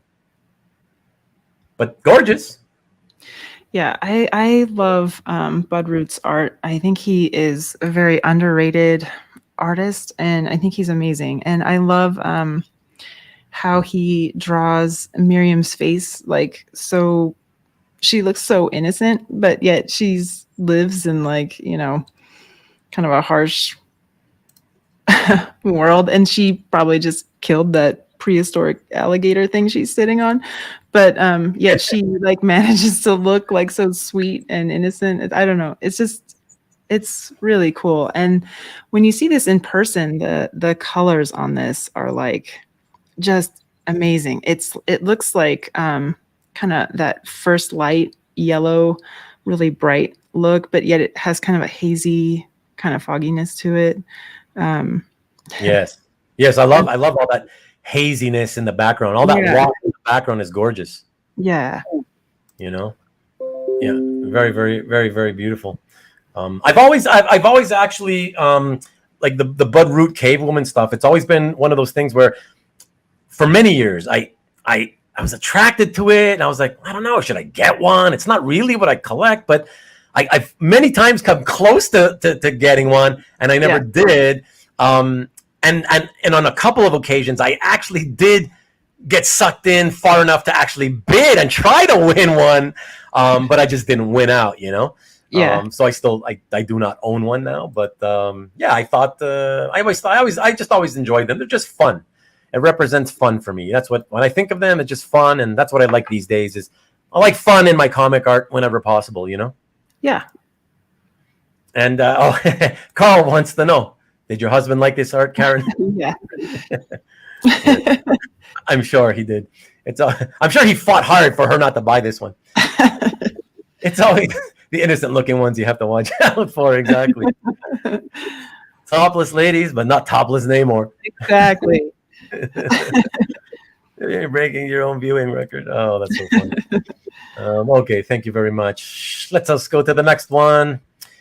Beautiful Haunted Night Batman, The Long Halloween, Haunted Night, trade paperback, prelim. But I don't know what you paid for this, Karen, but I don't need to know that it was great value for the money, whatever it cost, because it is so close to the finished original. I know.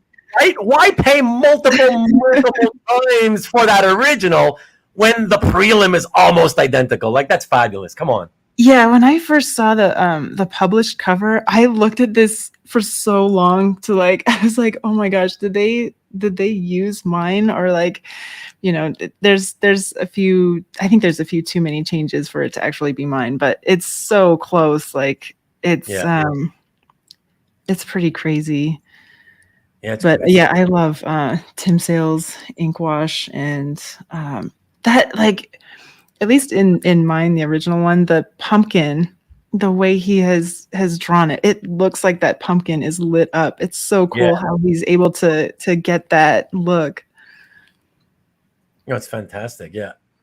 And again, for a prelim, right? Because if you would have seen this prelim, like if he had shown this to you before he did the finished work, like you would be expecting something like a lot more involved than the finished piece, you know? You wouldn't be expecting it to basically him not really have changed barely anything, you know?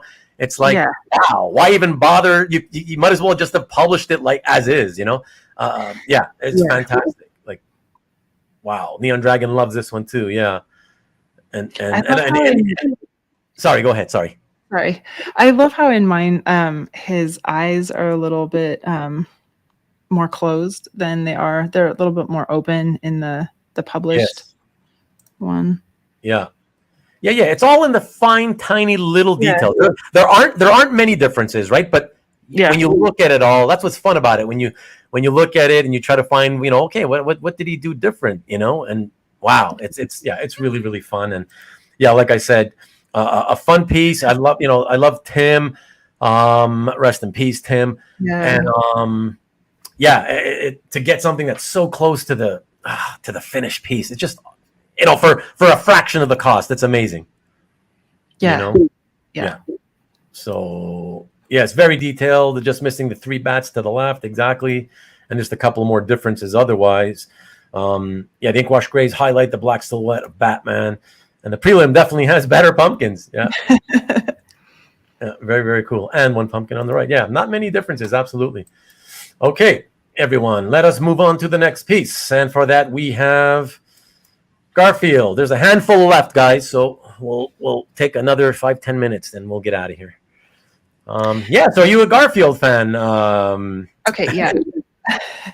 So I'm a huge Garfield fan, and so prior to this, I had never bid on anything at Heritage before. I was kind of, but they always have those, like the Jim Davis auctions, and I actually bought a different Garfield piece before I bought this one, and that one was I think from the 90s, and it got me thinking about when did Jim Davis stop drawing Garfield himself and then kind of pass things along to his studio artists? And I did a bunch of research, and I even contacted Heritage, and I was asking them, you know, where the cutoff would be for Jim Davis. Right. And they said that they thought I would be pretty good if I bought within that first year of Garfield being published. And so it started, I think, in the summer of 78. Right. And so when I came across this one, it's most likely drawn by Jim Davis himself. And then I just love that I love that first panel where they're staring at each other, and I love the gag across the whole, you know, 3 panels. I wanted to mention about this piece that first I wanted to know why this particular piece is the one that you would chose if you were going to own only one. But I did want to say, regardless of what you said, I was going to say it doesn't matter what your reasons is. I think it's a great gag. And for that reason alone, I thought it's already reason enough, you know? Yeah, I think I bought like 4 pieces of Garfield. You bought 4? Okay. Yeah. Yeah. Or maybe fun. 5. I think 5, actually 5. Yeah. Wow. Okay. Yeah. This kind of got me into bidding on Heritage. I like got an account just specifically to get these Garfield pieces. And so kind of that whole process got me into looking at a lot more art on Heritage. And so because I guess you can kind of tell from like all my other pieces that I was kind of just kind of a commission or pinup kind of collector, right? Yeah. And when I was looking through when I started looking through heritage auctions, I would kind of just like type in specific artists, and eventually I started looking through the whole auction, and there was an auction, I think it was maybe in September, like last September, where they had the entire Journey into Mystery 108 Kirby Chickstone, and it took up like so much real estate in the auction that I couldn't like not look at it. And just looking through those pages, I got into interior pages just from and in particular the last page was so amazing that I like just that one page like converted me into like an interior page collector. It's kind of crazy when you think about it, but I don't know. I like obsessed over that page, and it was so expensive that I couldn't buy it. I really it's like this is like the point where like the sum of money that normally you'd think about like putting towards like a car or like taking out a loan to buy a car, it's like for some reason like staring at this page, it was like, yeah, that seems like I could probably swing that, you know. But and I tried to like convince my husband. I'm like, you think we could get this page? And he's like, I don't think so. That's gonna be like so insanely expensive. But and you know, I lost out on the Kirby page, but I don't know. I started looking at like all these interior pages, and I really liked Thor, so I kind of started going after John Buscema because he was more affordable than Kirby. But yeah, I don't know. That's kind of where I kind of transitioned into interior pages. So that's cool. Yeah, everybody's got their stories, and you certainly have a very unique one. And that makes it so much. It's fun and interesting for you. Actually, it's because it's different from everybody, and it's really interesting for us to hear because it's so different from everyone. You know. Yeah. I really think it's great. I really do. You know. So, okay. So let us take a look at the next piece, everyone. And Stanley, FYI, I'm not going to take that question. We do not have time. I'm already 6 minutes over, and we got to see the last 4 pieces. So I appreciate you. But another time, my friend. Okay, so the next piece, Speak of the Devil, a Thor by John Buscema. How cool is that? And killer page, Karen. Come on. Thank you. Yes. I love this. Is probably one of my favorite pieces in my collection. I love this page. It's so awesome. It has just about every like Thor pose like you could possibly want. It's just I mean, it's awesome.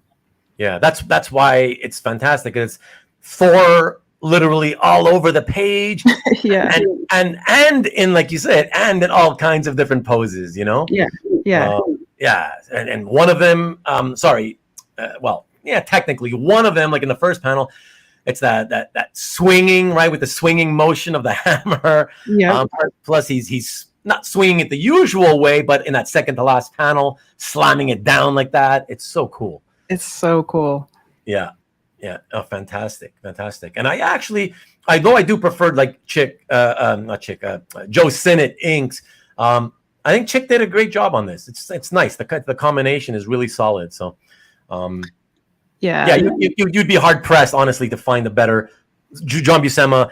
You know, content-wise, certainly a John Buscema Thor page from the 70s. Like, it's not easy to get something better than what you were looking at right here. You know. That's my husband refers to this as like my consolation page because I couldn't get the Kirby. But he says that's your consolation for not being able to get the Kirby. Wow, that's some consolation page. Wow, awesome Thor page. Great job, Karen and Ruben. I'll catch the rest on rewind. No worries, dude. Thank you. There won't be much to catch, Cobby. It's only like I think three pages left, so only a few minutes you'll lose. Thanks, bud. Thanks for sticking around. Okay, Killer Thor page. Good night, Covey. Night, Covey. Cheers, Covey. I know. Oops. Okay, those buildings in the last panel would look different if done by Sinnott. Well, I think all the finishes in general would look different if done by Sinnott, you know. But yes. Okay, you guys talk amongst yourselves. We'll go to the next page. Love that Mjolnir close up. Yes, very much so. That third panel's killer. Okay. From there, let us go to another, actually, Bronze Age to Late Silver Age. World's Finest by Curt, Swan, Jack Abel. Beautiful, beautiful Superman, Batman, and with that awesome middle Batman logo panel. Oh, how cool, Karen. Wow. Yeah, then in the Batcave, and then you get, that's even like Robin down there in the... Yeah, exactly. It's Superman, I guess Bruce, with Clark and Dick sitting at the table eating, like in the back. That's so cool. It's like, I was looking for a Curt Swan page for a really long time, and I was because his artwork is amazing, and his pages were a little bit more affordable. Of course, this page was not as affordable as his other pages, but I don't know. Great. But it's great. It doesn't matter. Yeah, it's worth it. Yeah, I was looking for a really cool page, and this was it. Oh, you got it. Yeah. Absolutely. Did you have to get this one at by winning it, or did you buy it? Yeah, this was at Heritage. Okay. Yep. You have a great eye. That's true, and taste, if I may say so. You may say so. Many congrats on another superb page. Thank you. Yes, you're Batman, Carl. Yes, and Neon Dragon. Wah wah wee wah. Oh, wah wah wee wah. Oh, he's doing the Borat thing. Love this, especially the middle panel with the logo. Yes, of course, outfitted Batcave. Yeah, it's fantastic, man. Yeah. Beautiful, Karen. Yeah. I was wrong. It's not 3. It's 2 more pages, everybody. Just 2 more pages. Okay, you ready for the next one, Karen? Yep. So sorry to have to rush this. Oh my God. No, that's okay. That's okay. I feel terrible. Okay, let us look at the next one. Someone we have seen before.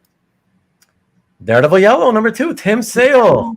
Yeah, I can see your face. Nobody, you guys can't see Karen, but you have to know that when you're in the studio like I am, I'm the only one. I can see Karen right beneath the main screen and a little screen, and I can see those faces she makes. So it's awesome. I love it. But yeah, go ahead. Talk to us about this, Karen. Yeah, I love this. This is Matt Murdock walking down the hall just before he gets to the law office, and this is like the page right before it's like he opens the door and Karen Page is there, and I also really wanted to get the Karen Page page, but it was like a major page, and it was a splash page, and it went for about 5 or 6 times more than what this page went for. So it's like I couldn't get that page, but I wanted kind of the 2 of them together. But this page just by itself is pretty amazing. So it's just, you know what, I listen at the risk of people thinking that I actually like you, we're more friends than frenemies. I have to, because I have to be honest. I have to say again, great, not only great taste, great eye. This is a nice, beautiful storytelling page. Simple, but he was a great storyteller. Okay, and I love the fact that, okay, I'm sure you would love Daredevil to be on it. I get that. But I love the fact that you don't stop yourself from buying a page if the guy is not in costume or the gal is not in costume. You know, I love that. A lot of people will not do that. So I commend you for that, and the fact that you'll still see beauty in pages that do not have the heroes in costume. So kudos to you is what I'm trying to say. Thank you. Yeah. I mean, the details, like I don't know how he gets so many details with ink wash too. I mean, but it's amazing. And I mean, don't get me wrong. I would love to have a Daredevil yellow page with Daredevil in costume. I mean, that's kind of a collecting goal. But I mean, this page, I couldn't pass this one up. It was awesome. Oh, I'm so glad you didn't. Yeah, you love it. It's clear how you speak about these things, that how much you love it. So, yeah. I mean, it couldn't have gone. I guess it went to the right collection. Is what I'm saying. Yeah. You know. And most of my Tim Sale DD pages are like this. Yeah, okay, great. Yeah. Yeah. Great illustration and great continuity are all you need. Very much so. And those backgrounds remind me of Gerhard, the background artist for Dave Sims' Cerebus, everyone. Very cool. Yeah, beautiful. Okay. So very lovely. And let us now hit the final piece, everyone. And for this, not the final piece in Karen's collection, but of course, the final one for our show and tell this evening. And for this one, let's see, what have you saved for last? Did you save the best for last? Or was it just part of the story that you made us? No, I don't know. I wasn't really sure what order to put these. Okay. Well, let's take a look at it, and you can tell. But it's amazing, regardless whether you think it's the best or not. But listen, John Buscema, again, one of my all-time faves, with Synod inks, fantastic. Basically got the whole team, perhaps not with Johnny in on fire, but it's as close, it's as close as you can get, to having a full team in action. And it's got the Thing, which is really important, and that second to last panel with Mr. Fantastic, not only using the stretch powers, but using the stretch powers in action. Because oftentimes you'll have panels where, okay, he's there and he's stretching, but he might just be kind of like in the living room stretching his arm to grab a cup of coffee or whatever. Right. This is fantastic. So. Yeah, I love great panels where he's like the stretching, like it's like in use like this. It's really cool. Yeah, it's amazing. Sorry. Sorry. No, that's me making mistakes. Oh, now these people see it's my wife and Comic Art Boston talking to each other, and I'm wow, there you go, Sleepy Reader. You haven't confirmed. Did you confirm if your name was Damien? Let me see. I'm just trying to see if my memory is as good or bad as I think it is. So many congratulations once again, Karen. Your collection across genres is truly impressive, and he's not just blowing smoke. It's very true, Karen. Thank you. She's got such a huge smile, guys. I wish you could see it. Mole Man, yes, and that's the other thing, Karen, by the way. I love the fact that it's got his very first villain from FF #1. That's also kind of neat too, right? Yeah. I think this page is kind of like retelling a story from issue 89, I think, with Mole Man. Oh, is it a retelling? Yeah. It's like the Thing's got like the projector thing on his head, and he's kind of like watching this happen. Okay. And I think it's like they're trying to bring Mole Man back into it because he's like in an upcoming issue or something. So it's like they're trying to bring Mole Man up. Okay. Yeah. It's a really spectacular page. And we all know that these pages don't come cheap, so well earned and well deserved, Karen. Yeah, thank you. You're welcome. You're very welcome. Let me see. Where is it? Oops, sorry. Sorry. That's a personal message. Dwayne Zapane says, "Thanks, Karen, for sharing and putting up with Ruben. Great show. Yeah. Take care, all. Thank you, Dwayne. Really appreciate you, bud. Hopefully, I'll see you next week." And Sleepy Reader, Damien, I appreciate you. Thanks for confirming, man. Appreciate it. When Mole Man trapped them in a fancy modern house. There you go. Yeah. Tariq, congratulations on a great collection. Karen, I also just subscribed to your YouTube channel. Awesome. Keep up the good work. Thank you. Very, very close to 200 subscribers in such a short period of time. You're kicking ass, man. Wow. Wonderful collection. Thanks for sharing. EJB must be one of your followers. I've never seen EJB. Wow. Yeah, wow. That doesn't sound familiar. EJB, you should tell us. But very cool. Thank you for coming in and watching. Comic Art Boston says, many thanks, Karen. Thanks to you. And well, you're talking to her twice now. Many thanks, Karen. Thanks to you and to Karen for a great show. Wow. Well, I appreciate you thanking Karen and Karen, Comic Art Boston. Comic Art Boston. I did jack squat, as you know, as I always do. But thank you, Karen, for doing all this for us. Great pages, Karen. Oh, look at that, Scott. Scott's subbing up right now. He's by the way, to remind you, he's the one who said when I asked, let us know if you want us to do this movie show. He said no. He was the only guy who said no, don't bother. Okay, and we're doing it anyways, and that's that. Great collection, Karen. Jason, thanks for sticking around. I know you always take off around 10. We really appreciate the support for Karen. Thank you so much. Naughty or Nice, good to see you as always as well. I'll check out your channel, Karen. Don't leave, everybody. Actually, you know what? Just really quickly, really quickly, I want you. Here's. I'm gonna pop something into the chat. And so this is a direct for those of you who haven't seen it yet. So this will be a link to Karen's channel. All right. But this is literally directly to her latest video. Yeah, so it's actually one of the longer ones, maybe 22 minutes or so, but it's her best one yet.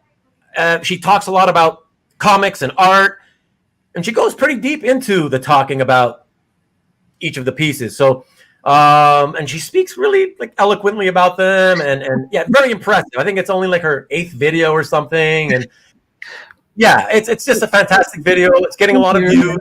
You're very welcome.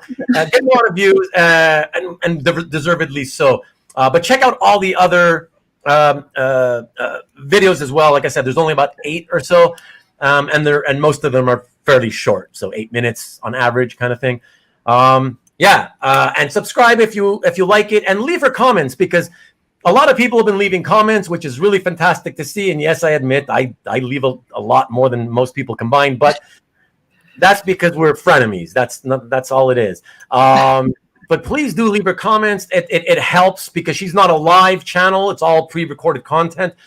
It helps the algorithm on YouTube pick up her content and push it out to other people who may be interested in it.